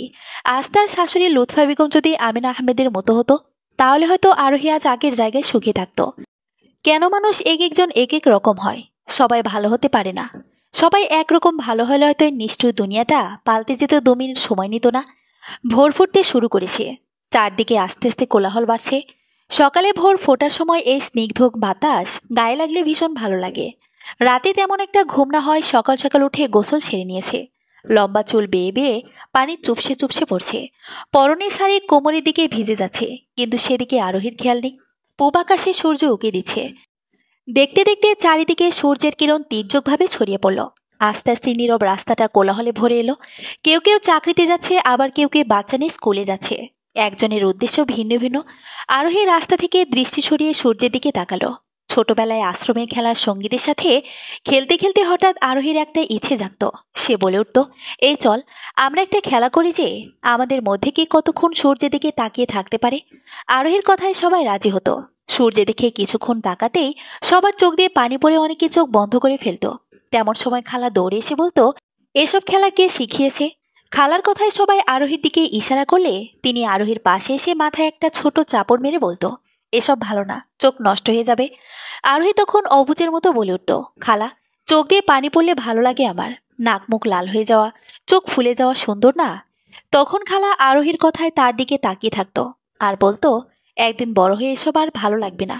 সুন্দরের কথা আর মাথায়ও থাকবে না। আরোহী কিছু বুঝে উঠতে পারত না তখন। শুধু অবুঝের দৃষ্টিতে খালার দিকে তাকিয়ে থাকতো। আরোহী আর বেশিক্ষণ সূর্যের দিকে তাকিয়ে থাকতে পারল না। চোখ দিয়ে অশ্রু বেরিয়ে গেছে। সে দ্রুত চোখ বন্ধ করে ফেলল। এরপর আবার চোখ খুলতেই আশপাশ অন্যরকম লাগলো। আজ অনেকদিন পর সেই ছোটবেলার কথা মনে পড়ে গেল। আসলে খালার কথাই সঠিক। একটা সময়ের পর সৌন্দর্যের আর কোনো মূল্য থাকে না।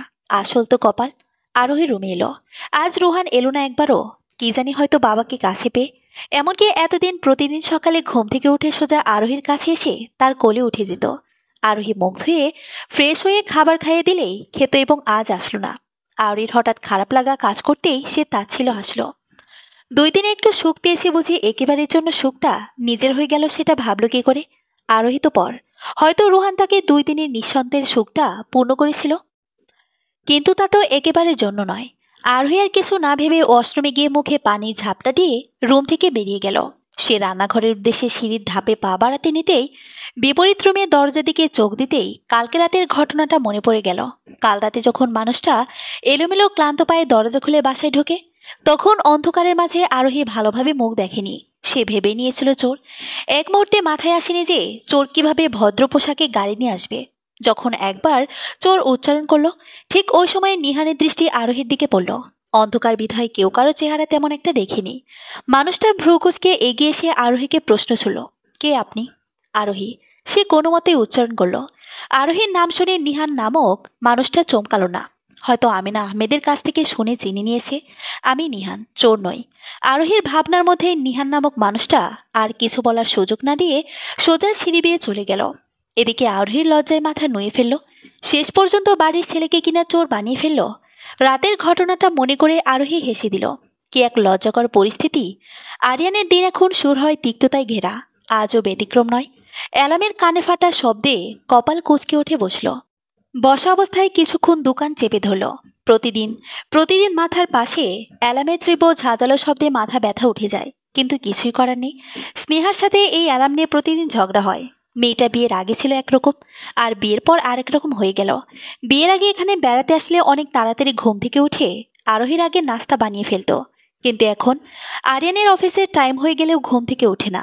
আরও অ্যালার্মের শব্দ বিরক্ত হয়ে বলে অ্যালার্মটা যাতে আরিয়ানের একদম পাশে রাখে, স্নেহার ঘুমে যাতে ডিস্টার্ব না হয়। আজও এর ব্যতিক্রম নয়। অথচ আরোহী থাকাকালীন আরিয়ানের কোনোদিন অ্যালার্মের প্রয়োজন পড়েনি। আরোহী সকাল সকাল উঠে নাস্তা বানিয়ে আরিয়ানের কাছে আধ ঘন্টা আগে সে হাজির হতো, এরপর আস্তে আস্তে ডাকত। সে জানত আরিয়ানের মাইগ্রেন আছে। হট করে বেশি আওয়াজ হলে ডাকলে মাইগ্রেনের ব্যথা উঠতে পারে, তাই আস্তে আস্তে ডাকত। কিন্তু এখন এসব অতীত। সময়ের সাথে সাথে সব বদলে গেছে। এখন আরিয়ানের নিত্যসঙ্গী মাইগ্রেন। আরিয়ান মাথা ধরে উঠে দাঁড়ালো। ওয়াশরুম থেকে ফ্রেশ হয়ে রুমে এসেও স্নেহাকে ঘুমিয়ে দেখল। আরিয়ান চুপচাপ তৈরি হয়ে বেরিয়ে গেল রুম থেকে। ড্রয়িং রুমে আসতে দেখল রান্নাঘর থেকে টুংটাং আওয়াজ আসে। আরিয়ান এগিয়ে গেল। রান্নাঘরে মাকে কাজ করতে দেখে একটা মলিন শ্বাস ফেলল। এখন এসব সব সময় চলে। স্নেহা বেলা 12টায় উঠে নাস্তা সেরে আবারও রুমে চলে যায়। সব কাজ লুৎফা বেগমকেই করতে হয়। এই বৃদ্ধ বয়সে এসব আর সহ্য করা যাচ্ছে না। এই অবস্থায় কাজ করতে তার শরীর হয় না।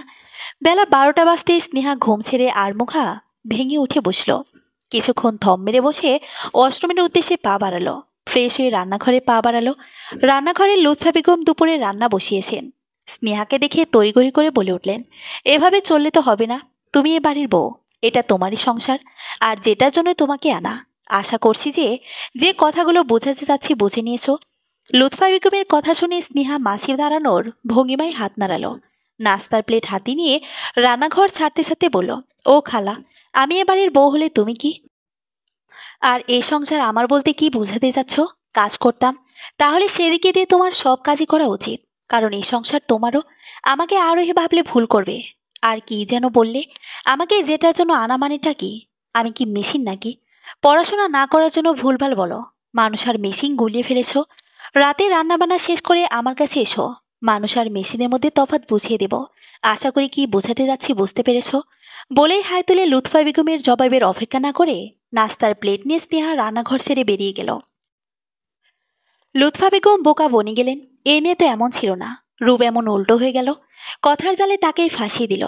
লুৎফা বেগম স্নেহার যাওয়ার দিকে একবার তাকিয়ে দীর্ঘশ্বাস ফেলে রান্নায় মনোযোগ দিলেন। এই মেয়ের রূপ বিয়ের আগে যত ভালো ছিল, কিন্তু বিয়ের পর পুরোই উল্টো। কিভাবে এত বড় ভুল করলো লুৎফা বেগম? স্নেহা খাওয়া শেষ করেই প্লেটটা রান্নাঘরের বেসিনে রেখে মোবাইল নিয়ে বেরিয়ে গেল। লুৎফা বেগম সবজি কাটছিলেন। একবার স্নেহার রেখে যাওয়া প্লেটটা দিকে তাকিয়ে মলিন শ্বাস ফেল। তার শরীর আর সইছে না এইসব। আরোহী থাকতে রান্নাঘরে কোনোদিন পা দিতে হয়নি। সবকিছু সময় মতো তার জায়গায় চলে যেত। তবুও সে মেয়েটাকে কথা শোনাতো। এখন বড্ড আফসোস হচ্ছে তার। এত বছরের জীবনে মনে হচ্ছে এর চেয়ে বড় ভুল আর করেনি। দেখতে দেখতে আরো কয়েকদিন কেটে গেল। আরোহীর সারাটা দিন রুহানকে নিয়ে কাটায়। রুহানের বাবা সারাদিন হাসপাতালেই থাকে। মাঝে মাঝে তো আসতে গভীর রাত হয়ে যায়। মানুষটার সাথে এর মধ্যে আর কোনো কথা হয়নি। আরোহীও মানুষটা বাসায় থাকলে রুম থেকে বেরোয় না। কারণ তাদের পূর্ণ পরিবারের মাঝে আরোহীকে দেখলে মানুষটা বিরক্ত হয়। প্রায় সময় মানুষটা বাইরে বাইরেই থাকে। আরোহী রাতে ব্যালকনিতে প্রায় সময় কাটায় বলে দেখতে পায় মানুষটা গভীর রাতে এলোমেলো পায়ে বাসায় ঢুকে। আরোহী বুঝতে পারে মানুষটা হয়তো এখনো মিথিলা আপুকে ভুলতে পারেনি, হয়তো তাই ব্যস্ততায় দিনগুলো পার করিয়ে দেয়। গভীর রাত। আজ রুহানের জ্বর ছিল অনেক। রুহানের বাবা 2 দিন ধরে শহরের বাইরে একটা সার্জারির জন্য কি নাকি গিয়েছে। এটা আমিনা আহমেদের কাছে থেকেই শুনেছিল আরোহী। বাইরে বিধায় রুহানের ব্যাপারটা আর বলা হয়নি। অবশ্য সারাদিন আরোহীর সেবায় রুহানের জ্বর এখন অনেকটাই কমে গিয়েছে। রুহান বায়না ধরেছিল সে আজ আরোহীর সাথে ঘুমাবে। জ্বরের ঘরে ছেলেটা আজে বাজে বকছে, মাকে ডাকছে শুধু, তাই আরোহী নিজের কাছে রেখে দেয়। এতক্ষণ আমিনা আহমেদ ছিল। রুহান ঘুমিয়ে পড়ার পর আরোহী জোর করে পাঠিয়ে দিয়েছে ওনাকে, কারণ বেশি রাত জাগলে উনিও অসুস্থ হয়ে পড়ে। রাতে রুহানের জ্বর আবার বাড়লে ওনাকে ডাকতে বলে গিয়েছে। উনি এসে ফাঁকে ফাঁকে দেখে যাবে বলায় আরোহী রুমের দরজা খোলাই রাখল। রাত জাগার অভ্যেস আরোহীর আছে। রুহানকে ঘুম পাড়িয়ে সে ব্যালকনিতে দাঁড়ালো। কেন জানি রাতটাতে তার জানালার ধারে একবার না আসতে হয় না। রাতের আকাশ দেখতে হবেই হবে। অভ্যাসটা এখানে এসে হয়েছে। বিয়ের পর ওই বাড়িতে থাকতে হয়নি। ওখানে থাকতে কোনোদিন মন দিয়ে রাতের অজস্র নক্ষত্রের আকাশ দেখা হয়নি। কিন্তু আশ্রমে থাকাকালীন প্রায় সময় জানালার ধারে এসে দেখত। আরিয়ানের সাথে বিয়ে হওয়ার পর আর কোনোদিন দেখা হয়নি। অবশ্যই দেখবে বা কি করে?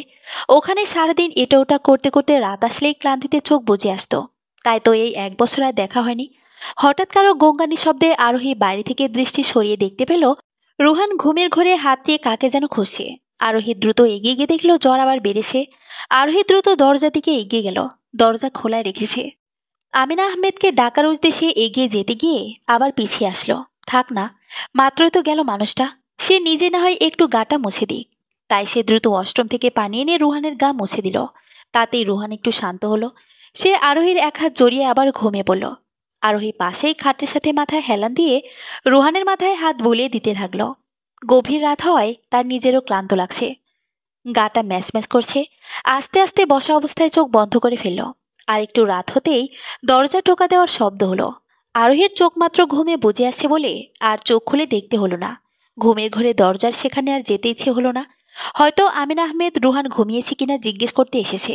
দরজাটা খোলাই আছে। অনেকক্ষণ হয়ে যাওয়ার পরও যখন কারো সারা শব্দ পেল না, তখন আরোহী আস্তে আস্তে চোখ খুলতেই নিহান নামক মানুষটাকে দেখতে পেল। সে তড়িঘড়ি করে উঠে বসল। এই বাসায় আসার এই প্রথম বোধহয় উনি এই রুমে। আপনি? রুহানকে নিয়ে যেতে এসেছি। নিহানের সোজাসাপটা উত্তর। কিন্তু আরোহী কিছু বলতে নিতেই নিহানের কথায় থেমে গেল। এখন তো সে ঘুম, বুঝতে পারবে না বলে এগিয়ে এসে রুহানকে কোলে নিতে গিয়েই বুঝতে পারল রুহান তার এক হাত দিয়ে আরোহীর হাত আঁকড়ে ধরে ঘুমিয়ে আছে। মনে হচ্ছে যেন আরোহীকে ছাড়লেই হারিয়ে যাবে। আরোহী তা বুঝতে পেরে কিছু বলতে নিতেই নিহান নিজে এগিয়ে এসে রুহানের হাত ছাড়িয়ে নিয়ে কোলে নিয়ে ফেলল। আরোহীর মন খারাপ হলো। সে ভেবেছিল রুহানের হাত আঁকড়ে ধরা দেখে নিহান আর নিয়ে যাবে না, কিন্তু তবুও নিয়ে ফেলল। তার কেমন যেন মনে হয় আরোহীর এই বাসায় থাকা মানুষটা অপছন্দ করে। কিন্তু কোনো মতেই একটা চাকরি পেলে সে বেরিয়ে যাবে। আজ অনলাইনে একটা চাকরি দেখতে পেয়েছিল, কালে গিয়ে কথা বলবে। আরোহী মলিন শ্বাস ফেলল। নিহান বেরিয়ে যাওয়ার আগ মুহূর্তে দরজার এখানে গিয়ে থেমে পিছনে ফিরে আরোহীর দিকে তাকালো। সারাদিন অনেক করেছেন আর গভীর রাত পর্যন্ত অনেক সেবা দিয়েছেন, সেজন্য ধন্যবাদ। আরোহী খাটের দিকে মন খারাপ করে তাকিয়েছিল। হঠাৎ কারো কণ্ঠস্বর শুনে দরজার দিকে দৃষ্টি দিতে দেখল নিহান রুহানকে কোলে নিয়ে অবস্থায় দরজার এখানে দাঁড়িয়ে আছে। তার দিকে তাকিয়ে কথাটা হয়তো বলেছে। আরোহী সেদিকে তাকাতেই রুহান চোখ ফিরিয়ে নিল। এই বাসায় এতদিনে মনে হয় এই প্রথম মানুষটা তার দিকে তাকিয়েছে। রুহান এখানে থাকলে আপনি হয়তো আর ঘুমাতেন না, এত রাত জাগবেন না, ঘুমিয়ে পড়ুন বলে নিহান বেরিয়ে গেল। আরোহী সেদিকে তাকিয়ে রইল। যাক, মানুষটাকে যতটা খারাপ মনে করেছে উনি এতটা খারাপ নয় হয়তো। পরের দিন আরোহী গোছগাছ হয়ে আমিনা আহমেদের কাছ থেকে দোয়া নিয়ে বেরিয়ে গেল চাকরির উদ্দেশ্যে। মূলত চাকরিটা বড়সড় নয়, এটা একটা বড় শপিং মলের সেলসম্যানের কাজ। তবু আরোহীর চাই যথাস্থানে পৌঁছে উচ্চ মাধ্যমিক পর্যন্ত সার্টিফিকেট দেখাতে ওনারা আরোহীকে বিনা শর্তে চাকরিটা দিয়ে দিল। চাকরিটা পেতেই আরোহী আগে শুকরিয়া আদায় করে নিল। যাক, এত মানুষের ভিড়ে ভালো মানুষও অর্ধেক আছেন, না হলে আজ এত দ্রুত চাকরিটা পাওয়া আরোহীর কোনো কালে ভাবিনি। পরের দিন থেকে জয়েন করার কথা। আরোহী ভাবল বাসায় গিয়ে আমিনা আহমেদকে বলে আরেকটা ছোটখাটো ঘরে সে উঠবে। বাসা ঠিক করে আশ্রমের খালার সাথে কথা বলবে। বাসায় ওঠার কথা মাঝে আরেকটা নতুন চিন্তার উদয় হলো। তার কাছে তো কোনো টাকা নেই, বাসায় উঠবে কি করে? অন্তত 1 মাস গেলেই টাকা পাবে, তখনই তো বাসার সব গুছিয়ে নিতে পারবে। আরোহীর মন খারাপ হলো। আরও 1 মাস কি ওই বাড়িতে বোঝা হয়ে থাকতে হবে? অবশ্য ওনারা অনেক ভালো মনের মানুষ। আরোহীর ওপর একবারও বিরক্ত হয়নি, উল্টো আরোহী অন্য বাসায় ওঠার কথা বলতে বিরক্ত হয়। কিন্তু এখন যাই হয়ে যাক না কেন, আরোহীর বাসাটা থেকে চলে যাওয়া উচিত। আরোহীর অসময়ে ইনারা না থাকলে আজ আরোহী কোথায় থাকতো তা সে নিজেও ভেবে পায় না। ইনারা তাকে এতদিন বিনা কারণে বিনা স্বার্থে রেখেছে, তাতেই আরোহী ঋণী। আজকাল নিজের আপনজনের খবর নেয় না, অথচ ইনারা মানবিকতার উজ্জ্বল দৃষ্টান্ত হচ্ছে ইনারা। ইনাদের ঋণ হয়তো কখনো শোধ হবে না। আরোহী গাড়িতে বসে আছে, লাল সিগন্যাল পড়েছে। এই একটা সিগন্যালে সব গাড়ি থেমে আসে। হয়তো এমন কোনো সিগন্যাল জীবনে এসেও জীবনকে চিরতরে থামিয়ে দিয়ে যায়। শুধু এটাই পার্থক্য যে এই সিগন্যালের পর সবুজ সিগন্যাল আসে। লাল সিগন্যালে দাঁড়িয়ে থামা চুপচাপ গাড়িগুলো হঠাৎই চলতে শুরু করে। আর জীবনে এই লাল সিগন্যালের পর সবুজ সিগন্যালের মতো আর কোনো সুযোগ আসে না। জীবন এত বৈচিত্র্যময়। আরিয়ান গাড়ির ভিতর বসে আছে। দীর্ঘক্ষণ যাবৎ লাল সিগন্যাল। ঢাকা শহরের এই বিষয়টি তার মোটেও পছন্দ নয়। ৮ ঘন্টা রাস্তা যেতে 1 ঘন্টা পেরিয়ে যায়। এটা এখন একটা নিত্য নৈমিত্তিক ব্যাপার হয়ে দাঁড়িয়েছে। চারদিকে ব্যস্ত শহরের কোলাহল ধ্বনি। আরিয়ান বিরক্ত দৃষ্টিতে জানালার কাজ গলিয়ে বাইরে দৃষ্টি দিল। আচমকা দৃষ্টি আটকে গেল বিপরীত পাশের একটা গাড়ির দিকে। গাড়ির ভেতর মলিন চেহারার অধিকারিণী সেই মেয়ের দিকে দৃষ্টি আটকে রইল। দীর্ঘ কতদিন পর আরিয়ান মনে করার চেষ্টা করল। প্রায় 1 মাস পর সেই চিরচেনা মুখটি দেখতে পাচ্ছে। খুব পরিচিত সেই মুখ। জানালার বাইরে মলিন দৃষ্টি দিয়ে আছে আরোহী। বুকের কোথাও জানি তীক্ষ্ণ ব্যথা অনুভব হচ্ছে আরিয়ানের। তার দৃষ্টি এখনো ওই গাড়িটির দিকে। আরোহী মলিন দৃষ্টিতে তাকিয়ে আছে সামনের দিকে। আরিয়ানের বুক কাঁপছে। আরোহীকে একটু ছুঁয়ে দেওয়ার জেদ চেপেছে মনে। যদি পারত। এমন কেন লাগছে তার? আরও কোনেই আপন মনে বিড়বিড় করে উঠল আরিয়ান। নিজেকে পাগল প্রায় মনে হচ্ছে। কতদিন পর এই চেহারাটি দেখার জন্য কত ছটফটি না করেছিল এতদিনে বুঝতে পারল আরিয়ান যে এই মেয়েটির মধ্যে তার সব তৃষ্ণা। আরিয়ান মাঝ রাস্তাতেই গাড়ি থেকে নেমে পড়ল। তার গন্তব্য বিপরীত পাশের গাড়িটি। সে গাড়িটির দিকে এগিয়ে যেতে নিলেই তার বুক ধরফর করে উঠল। বুকের কোথাও অস্থির অস্থির লাগছে। আরিয়ান কাঁপা কাঁপা পায়ে কয়েক কদম পা বাড়াতেই ঠিক সে সময় লাল সিগন্যালের বদলে সবুজ সিগন্যাল জ্বলে উঠল। সব গাড়ি হুড়মুড়িয়ে চলে যাচ্ছে। আরিয়ান আর পা বাড়াতে পারল না। অন্য গাড়িগুলোর সাথে সাথে আরোহীর গাড়িটাও চোখের পলকেই চলে গেল। আরিয়ান দ্রুত গাড়িতে উঠতেই আরোহীর ওই গাড়িটা নিমিষের মধ্যে মিলিয়ে গেল। সে মাথা চেপে ধরে চিৎকার করে উঠল। আরোহীকে আবারও হারিয়ে ফেলল সে। না, আমি ঠিকই খুঁজে নেব। আমার আরও এখানেই আছে। আপন মনে বিড়বিড় করে বলে উঠল আরিয়ান। বাসায় ফিরে আরোহীর রুম থেকে বেরিয়ে রোহানকে কোলে নিয়ে রান্নাঘরের দিকে পা বাড়ালো। আমিনা আহমেদ কড়াইতে কি যেন ভাসছিলেন। আরোহীর অস্তিত্ব অনুভব করতে পেরে চুলোর কড়াইয়ে ঢাকনা দিয়ে হাসি মুখে আরোহীর দিকে ফিরল। তোর ইচ্ছে পূর্ণ হয়েছে? আরোহী হেসে আমিনা আহমেদকে জড়িয়ে ধরল। আজ তার খুশির দিন। হোক না কোনো ছোটখাটো চাকরি, তবু একটা চাকরি তো। সে তো আরামায়েশে জীবন কাটিয়ে দিতে পারবে। আমিনা আহমেদও মনে মনে শুকরিয়া আদায় করল। অবশেষে মেয়েটার মুখে রাজ্যের খুশি দেখা গেল। জয়েন কখন? কাল বলে আরোহী আমিনা আহমেদের দিকে তাকিয়ে উসখুস করতে লাগলো। তা দেখে আমিনা আহমেদ আরোহীর মাথায় হাত বুলিয়ে আশ্বাস দিল। কি কিছু বলবি মা? বলছি কি খালা, এবার তো চাকরি পেয়ে গিয়েছি। তো সেটা দিয়েই তো আমি জীবন কাটিয়ে দিতে পারবো। বলছি কি, যদি আরেকটা বাসায়। আরোহী মিনমিনিয়ে বলে উঠল। এসব কি বলিস? জীবন কাটিয়ে দিবি মানে কি? তোর জীবন তো এখনো পড়ে আছে। আর আরেকটা বাসা বলতে? এটা কি তোর বাসা নয়? কিন্তু কোনো কিন্তু নয়। তুই আমাকে খালা ডেকেছিস তো? মন থেকে ডাকলে এই কথা বলতি না। আরোহী কিভাবে বুঝাবে ভেবে পাচ্ছে না। এই মানুষটা তাকে বেশি ভালোবাসে, সেটা বুঝতে পারছে। কিন্তু এভাবে এমন একটা মেয়েকে নিজের ঘরে আশ্রয় দিচ্ছে। খালা, তুমি বুঝতে পারছো না। আমার আরেকটা বাসায় যাওয়া দরকার, অন্তত নিজের জন্য হলেও। তোমরাকে মেয়ের মতো করে বিনা স্বার্থে অনেক করেছ, সেজন্য আমি আজীবন ঋণী থাকবো। কিন্তু তাই বলে সুযোগকে সবসময় ব্যবহার করব? আরোহীর কথায় আমিনা আহমেদ কিছু সময় নেই কি যেন ভাবলেন। এরপর মাথা উঁচু করে আরোহীর দিকে তাকিয়ে বলে উঠলেন, আচ্ছা, বিকেলে গিয়ে আমরা একসাথে বাড়ি দেখে আসব, ঠিক আছে? বলে তিনি সবজি কাটতে নিতেই আরোহী আগ বাড়িয়ে নিয়ে নিল। বিকেলে আরোহী আর আমিনা আহমেদ দুজনে গিয়ে একটা বাসা দেখে আসলো। মূলত আমিনা আহমেদ নিজেই আরোহীকে সেই বাসায় নিয়ে গিয়েছিল। বাসার মালিক আমিনা আহমেদের পরিচিত, তাই বিনা কথায় আরোহীকে বাসা ভাড়া দিয়ে দিয়েছে। কিন্তু অন্যরা আরোহী একা মেয়ে মানুষ থাকতে বলতেই সোজা মুখের পর না করে দিয়েছিল। তাই আমিনা আহমেদ নিজের পরিচিত বাসায় নিয়ে গিয়েছিল। বাসা বলতে 2টা ছোট্ট রুম, তা দিয়ে আরোহী ভালোভাবেই চলে যাবে। আমিনা আহমেদ 1 মাসের বাসা ভাড়া অগ্রিম দিয়ে এসেছিল। আর কিছু টুকটাক জিনিসও কিনে রেখে এসেছে। বাসার পথে রওনা দিল। আরিয়ান আজ সারাদিন রুমের দরজা আটকে চুপচাপ বসে আছে। তার অস্থির অস্থির লাগছে। আরোহীকে পায়ে ঠেলে বড্ড বড় ভুল করে ফেলেছে সে। এই জীবনে প্রথম আরোহীর প্রতি তার সব অনুভূতি এসেছিল, কিন্তু সেই মেয়েটিকেই মায়ের কথায় দূরে সরিয়ে দিয়েছিল। কিভাবে আবার ফিরে পাবে তাকে? গভীর নিস্তব্ধ রাত, চারিদিকে নিস্তব্ধতা ঘিরে ধরেছে। আরোহী ব্যালকনিতে দাঁড়িয়ে শান্ত দৃষ্টিতে আকাশের দিকে তাকিয়ে আছে। তার কোলায় এলোমেলো লম্বা চুলগুলো ক্ষণে ক্ষণে হাওয়ায় উঠছে। কপালের উপর অবাধ্য চুলগুলো সে লোটোপটি খাচ্ছে। আরোহীর সরাতে ইচ্ছে করল না।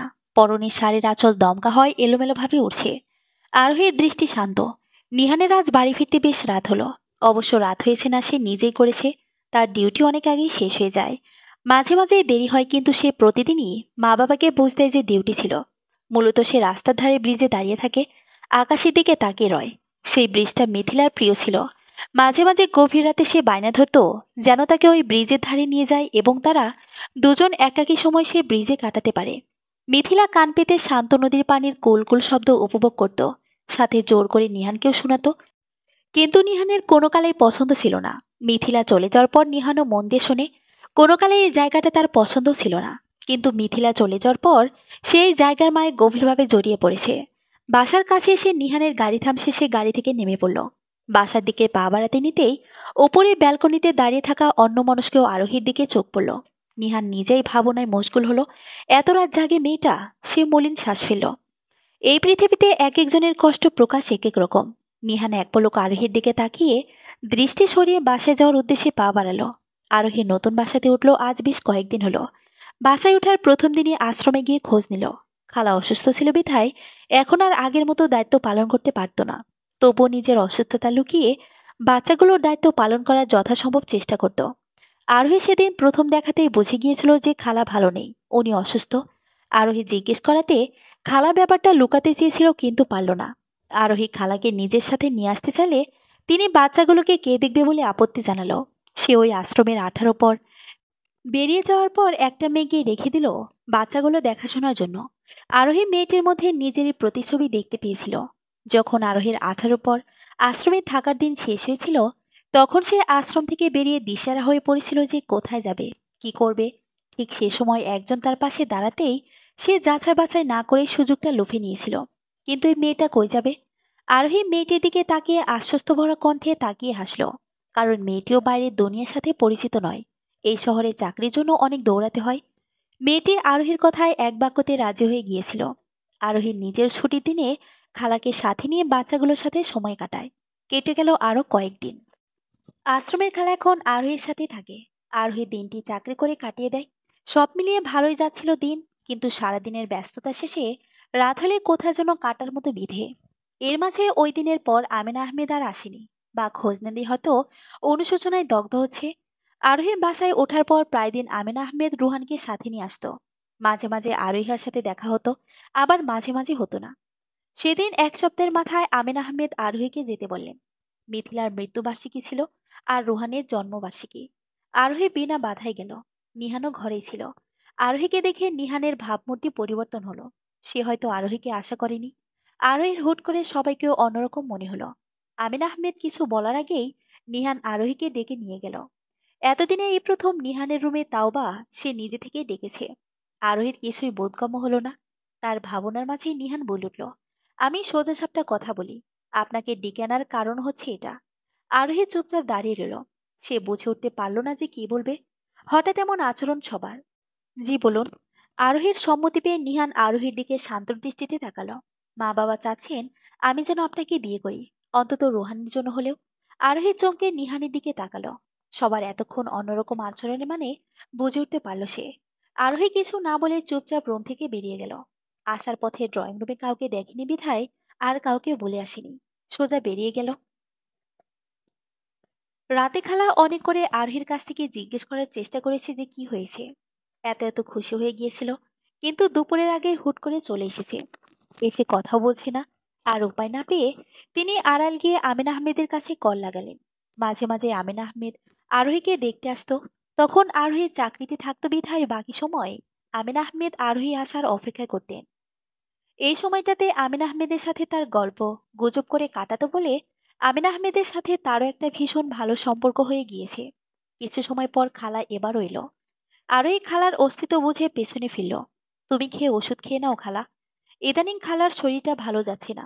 এই 1 মাস চাকরির টাকা আর কয়েকদিন গড়ালে দিবে। আরো কয়েকদিন অপেক্ষা করতে হবে। এই 1 মাস আমিনা আহমেদি সব টুকটাক নিয়ে এসেছে। তা দিয়ে আরোহীরা ভালো মতো চলে যাচ্ছে। এই মানুষটা না থাকলে এই 1 মাস কিভাবে চলতো আরোহী ভেবে পায় না। আরোহী ভাবনায় ডুবে গেল। কারো আলতো পরশে পেছনে ফিরে দেখলো খালা তার একদম কাছে দাঁড়িয়ে আছে। কিছু বলবে খালা? ওষুধ খেয়ে নিও। আমার একটা আবদার রাখবে আরু? খালার কণ্ঠস্বর মলিন শোনালো।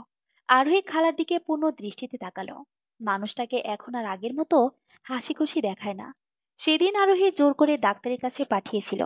আরোহী নিজেও যেতে চেয়েছিল, কিন্তু খালা একাই চলে গিয়েছিল। আর আরোহী চাকরিতে। সেদিনের পর থেকেই খালার মুখ থেকে হাসি সরে গিয়েছিল। আরোহী বুঝে উঠতে পায় না, হুট করে মানুষটাকে ভীষণ অসুস্থ মনে হয়। মাথায় আবারও কারো স্পর্শে আরোহী ভাবনা থেকে বেরিয়ে এলো। সে তাকিয়ে দেখলো খালা তার দিকে তাকিয়ে আছে। ইদানিং কথায় কথায় বেশি অন্যমনস্ক হয়ে পড়ছে আরোহী। সে হেসে খালার উদ্দেশ্যে বলে উঠল, তুমি এভাবে বলছো কেন খালা? অবশ্যই রাখবো। তুমি বলো, তুই বিয়েটা করে নে মা। আরোহী শান্ত রইল। প্রত্যুত্তরে কোনো জবাব দিল না। তোর জীবন এখনো পড়ে রয়েছে মা। আমি আর কয়দিনই বা বাঁচবো? মানুষের সুখের জন্য হলেও একটা নিজের মানুষ থাকা দরকার, যাকে দিন শেষ সবকিছু বলা যায়। একদিন হয়তো আফসোসও করবি। এই যে তুই রাত্রে এভাবে থাকিস, সেটা আমার ভালো লাগে না রে। যদি না থাকি, তুই আরো একা হয়ে পড়বি। আর আমেনা মানুষটা ভালো, যা শুনেছি। নিহান ছেলেটাও ভালো। নিহানের সাথে সাথে তোর একটা সুন্দর জীবন পাবি। তুই একটা পূর্ণ পরিবার পাবি। আফসোস রইবে না আর। হয়তো তোর এই দুঃখগুলো ওই পরিবারে গিয়ে সুখ হয়ে পূর্ণ পাবে। আমি চাই তুই একটা সুন্দর ভবিষ্যৎ পাস। আরোহী জানে খালা তার নিজেরই কথা ব্যাখ্যা করছে। হয়তো এই বয়সে এসে নিজের একটা কাছের মানুষের অভাবে দগ্ধ হচ্ছে। আরোহী মলিন শ্বাস ফেলে জানালার বাইরে ব্যস্ত শহরের দিকে দৃষ্টি দিল। আরোহী আজ চাকরিতে গেল না। সে পাশাপাশি একটা কলেজে স্নাতকে অ্যাডমিশন নিয়েছে। 1 বছর আগে উচ্চ মাধ্যমিক দিয়েছিল বিধায় বেশি বেগ পোহাতে হয়নি। কলেজ থেকে বের হতেই আকাশ কালো মেঘে ঢেকে গেল। সে দ্রুত পায়ে রাস্তা দিকে গাড়ির উদ্দেশ্যে এগিয়ে যেতেই ঝুপঝুপ করে বৃষ্টি নামলো। সে দ্রুত দৌড়ে যাত্রী ছাউনির দিকে এগিয়ে যেতে যেতেই প্রায় ভিজে গেল। পরনে সাদা রঙের কোটিটা ভিজে অবস্থা কাহিল। চুলগুলো থেকে টপ টপ পানি পড়ছে। কোনো গাড়িও দাঁড়াচ্ছে না। চারদিকে আস্তে আস্তে আরো অন্ধকার ঘনিয়ে আসতে আরোহী ওড়না দিয়ে নিজেকে যথাসম্ভব আবৃত করে নিল। ঠান্ডা লাগছে বড্ড। উঠে আসুন। কারো চেনা কণ্ঠস্বর শুনতেই আরোহীর সামনের দিকে তাকিয়ে দেখতে পেল রাস্তার বিপরীত পাশে নিহান গাড়ি থেকে ছাতা নিয়ে বের হচ্ছে। নিহানকে এই মুহূর্তে মোটেও আশা করেনি সে। দীর্ঘ 1 মাস পর দেখছে। নিহান আরেকবার বলতে আরোহী গাড়ির উদ্দেশ্যে পা বাড়াতে নিতেই নিহান ইশারা দিয়ে ওখানে দাঁড়াতে বলল। আরোহী দাঁড়িয়ে রইল। নিহান রাস্তায় এসে আশেপাশে গাড়ি আসছে কিনা দেখে ছাতা নিয়ে আরোহীর সামনে এসে দাঁড়ালো। চলুন। আরোহী এক পলক নিহানের দিকে তাকিয়ে ছাতার ভেতরে আসতেই নিহান হাঁটা ধরল। আরোহীর কানে তখন খালার কথাই বাজছে যে নিহানের কাছ থেকে তোর একটা সুন্দর জীবন পাবি। নিহান আরোহীকে পাশের সিটে বসতে বলতেই আরোহী গাড়িতে উঠে পড়ল। নিহান আরোহীর সিটের বাইরে থেকে দরজা বন্ধ করে ঘুরে নিজের ড্রাইভিং সিটে এসে বসল। কিছুক্ষণ চুপ থেকে বলে উঠল, দুঃখিত, আসলে ওই দিনের ব্যাপারটার জন্য আমি মা বাবার দিকে তাকিয়ে রাজি হয়েছিলাম। ওনারা আপনি না হলেও অন্য কোনো মেয়ের সাথে আমার জীবন আবদ্ধ করতে বাধ্য করত। তাই আমি ভেবেছিলাম আপনার জীবনে তো অনেক কষ্ট, তাই আপনার কথা বলতেই রাজি হয়েছিলাম। আর হয়তো বাইরের কোনো মেয়ে আমার রুহানের অত যত্ন করতো না, কিন্তু আপনি প্রথম থেকেই রুহানকে একদম নিজের মতো করে যত্ন করেছেন। যেদিন রাতে রুহানের জ্বর ছিল, সেদিন দেখেছিলাম আপনার পাশে পানির গামলা। সেদিনই বুঝে নিয়েছিলাম যে আপনি আমার রুহানের জন্য একদম পারফেক্ট। তাই এরপরে মায়ের কথা শুনে রুহানের চিন্তা করে আর না করতে পারিনি। কিন্তু আমি ভুল করেছিলাম। সেদিনের ঘটনাটা ভুলে যান। আরোহী বাহিরের দিকে দৃষ্টি সরিয়ে নিহানের দিকে তাকিয়ে মুচকি হাসল। তাতেই নিহান পুরোনায় কথাটা বলার সাহস পেয়ে গেল। আপনি কি রুহানের মা হতে পারবেন? হ্যাঁ পারবো। রুহান আমার অপূর্ণ জীবনের পূর্ণতা। মুচকি এসে সামনের দিকে তাকিয়ে বলে উঠল আরোহী, সপ্তাহে 3 দিন আপনাকে ওই ব্রিজে নিয়ে যাব, কিন্তু বাকি 3 দিন মিথিলার মানে আমি একাই। আমি আপনাকে মিথি আপুকে ভুলতে বলবো না। কেউ কারো প্রথম ভালোবাসা ভুলতে পারে না। আমিও বাধ্য করব না। আপনার জন্য রুহানি যথেষ্ট। কিন্তু আপনি যখন 3 দিন আমাকে দিবেন বলেছেন, তাহলে না করি কিভাবে? বলেই হাসলো আরোহী। পরিশিষ্ট। কেটে গেল কয়েক বছর। আরোহী রুহানকে স্কুল থেকে নিয়েছে সোজা হাসপাতালে চলে এসেছে। নিহান বলেছিল আজ কোথায় জানি ঘুরতে নিয়ে যাবে। আর আরোহীকে রুহানকে নিয়ে স্কুলের গেটে দাঁড়াতে বলেছিল। কিন্তু সেই কখন থেকে দাঁড়িয়ে আছে, নিহানের আসার কোনো খবর নেই। তাই আরোহীর আর অপেক্ষা সহ্য হলো না। সে রুহানকে নিয়ে সোজা হাসপাতালে এসে পৌঁছেছে। আরোহীর কল পেয়ে নিহান তড়িঘড়ি করে কেবিন ছেড়ে বেরিয়ে আসলো। দুঃখিত দুঃখিত রুহি, দেরি হয়ে গেল। আরোহী কিছু না বলে মুখ ঘুরিয়ে নিতেই নিহানের পিছনে কেউ একজনকে নার্সের সাথে তর্ক করতে দেখে থমকে গেল। বাবা, রাগ করেছো তুমি? নিহানের কথা শুনে রুহানও মুখ ফিরিয়ে নিতেই নিহান হেসে আরোহীর দিকে তাকাতেই আরোহীকে তার পেছনে তাকিয়ে থাকতে দেখে সেও পিছন ফিরল। ওই যে ডাক্তার! আরিয়ান অগোছালোভাবে নিহানের দিকে তাকিয়ে নার্সকে ইশারা করে বলতেই নার্স এসে বাধা দিল। দেখুন, স্যারের ডিউটি শেষ, আর আপনি টাকা না দিয়ে এখানে এত উন্নত চিকিৎসার আশা করতে পারেন না। আরিয়ান অগোছালোভাবে আশেপাশে তাকিয়ে নিহানকে হাত জোর করলো। নিহান কিছু বলে ওঠার আগেই আরিয়ানের দৃষ্টি আরোহীর দিকে পড়তেই সে থমকে গেল। আরোহী রুহানকে কাছে টেনে নিল। আরো আরিয়ানের দৃষ্টি অগোছালো। আরোহী এতক্ষণে যা বোঝার বুঝে নিয়েছে। সে নিহানের দিকে তাকিয়ে বলে উঠল, আজকে না হয় ঘুরতে না যায়, আপনি ওনার মায়ের চিকিৎসা শুরু করুন। আরোহী কথাটা বলে থামতেই আরিয়ান আরোহীর আরেকটু এগিয়ে আসলো। এসে আরোহীর পায়ের কাছে বসে পড়ল। আরোহী সরে যেতে নিতেই আরিয়ান পা জড়িয়ে ধরে বলে উঠল, আমাকে মাফ করে দিও। তুমি যাওয়ার পর আমার একটা দিনও ভালো ছিলাম না। স্নেহা 1 বছর পেরোতেই আমাদের ধোকা দিয়ে বাসার সম্পদ নিয়ে চলে গিয়েছে। সে পর্যন্ত মার ভালো ছিল না। মা অসুস্থ হয়ে পড়ার পর সবকিছু বলেছে আমাকে। আমাকে ক্ষমা করো। আরোহী জবাব দেওয়ার মতো ভাষা পেল না। উঠুন, আপনার মায়ের চিকিৎসা সুস্থভাবেই হবে, চিন্তা করবেন না। নিহান আরোহীর কাছ থেকে আর কিছু জিজ্ঞেস করলো না। সে আরোহীকে ভালোভাবে বাসায় যেতে বলে আরিয়ানের মায়ের চিকিৎসার উদ্দেশ্যে পা বাড়ালো। আরোহী পেছনে থেকে ডেকে বলে উঠল, একটু ওনার মাকে দেখে আসি। নিহান হ্যাঁ সূচক মাথা নাড়তেই আরোহী এগিয়ে গেল। লুৎফা বেগমকে চেনাই যাচ্ছে না। কি শক্তপোক্ত শরীরের মহিলা একদম জীর্ণশীর্ণ হয়ে গেল। লুৎফা বেগম বাহিরের দিকে তাকিয়েছিলেন। আরিয়ানের ডাক শুনে ফিরতেই আরোহীকে দেখে কাঁপা কাঁপা হাতে ইশারা করে কিছু বলতে লাগলো। কিন্তু শোনা গেল না। ওনার আওয়াজ বাহিরে এলো না। শুধু এইটুকুই বোঝা যাচ্ছে, উনি হয়তো আরোহীর কাছ থেকে মাপ চাইছেন। আমার স্বামী নিহানের হাতে আপনার মায়ের চিকিৎসা সঁপে দিলাম। আশা রাখি আল্লাহ চাইলে সব ভালোই ভালোই হবে। আরোহী আরিয়ানের উদ্দেশ্যে কথাগুলো বলে শেষবারের মতো এক পলক তাকিয়ে রুহানকে নিয়ে কেবিন ছেড়ে বেরিয়ে গেল। আরোহী একটা মলিন শ্বাস ফেলল। তার কাচের মতো স্বচ্ছ সংসারটাকে শেষ করে দেওয়ার আফসোস হচ্ছে লুৎফা বেগমের। কিন্তু এখন আর আফসোস করে কি লাভ? কাজ যেমন দেখতে সুন্দর, পরিশুদ্ধ, তেমন ভাঙলে আর জোড়া লাগানো যায় না। লাগলেও সেটাতে স্পষ্ট একটা দাগ বসে রয়, আর আগের মতো স্বচ্ছ হয় না। আরিয়ান পেছনে থেকে আরোহীর দিকে তাকিয়ে আছে। আরোহীর মতো একটা মেয়েকে কাছে পেয়েও হারিয়ে তার নিজেকে সবচেয়ে পরাজিত মনে হচ্ছে। এ জীবনে আর কিছুই রইল না। বিধাতা কাউকে ছাড় দেন না। দেরি হলেও যার যার কর্মফল সে ভোগ করে, আর দুঃখের পরই সুখ আসে। আরোহীর সুখ এখন নিহান।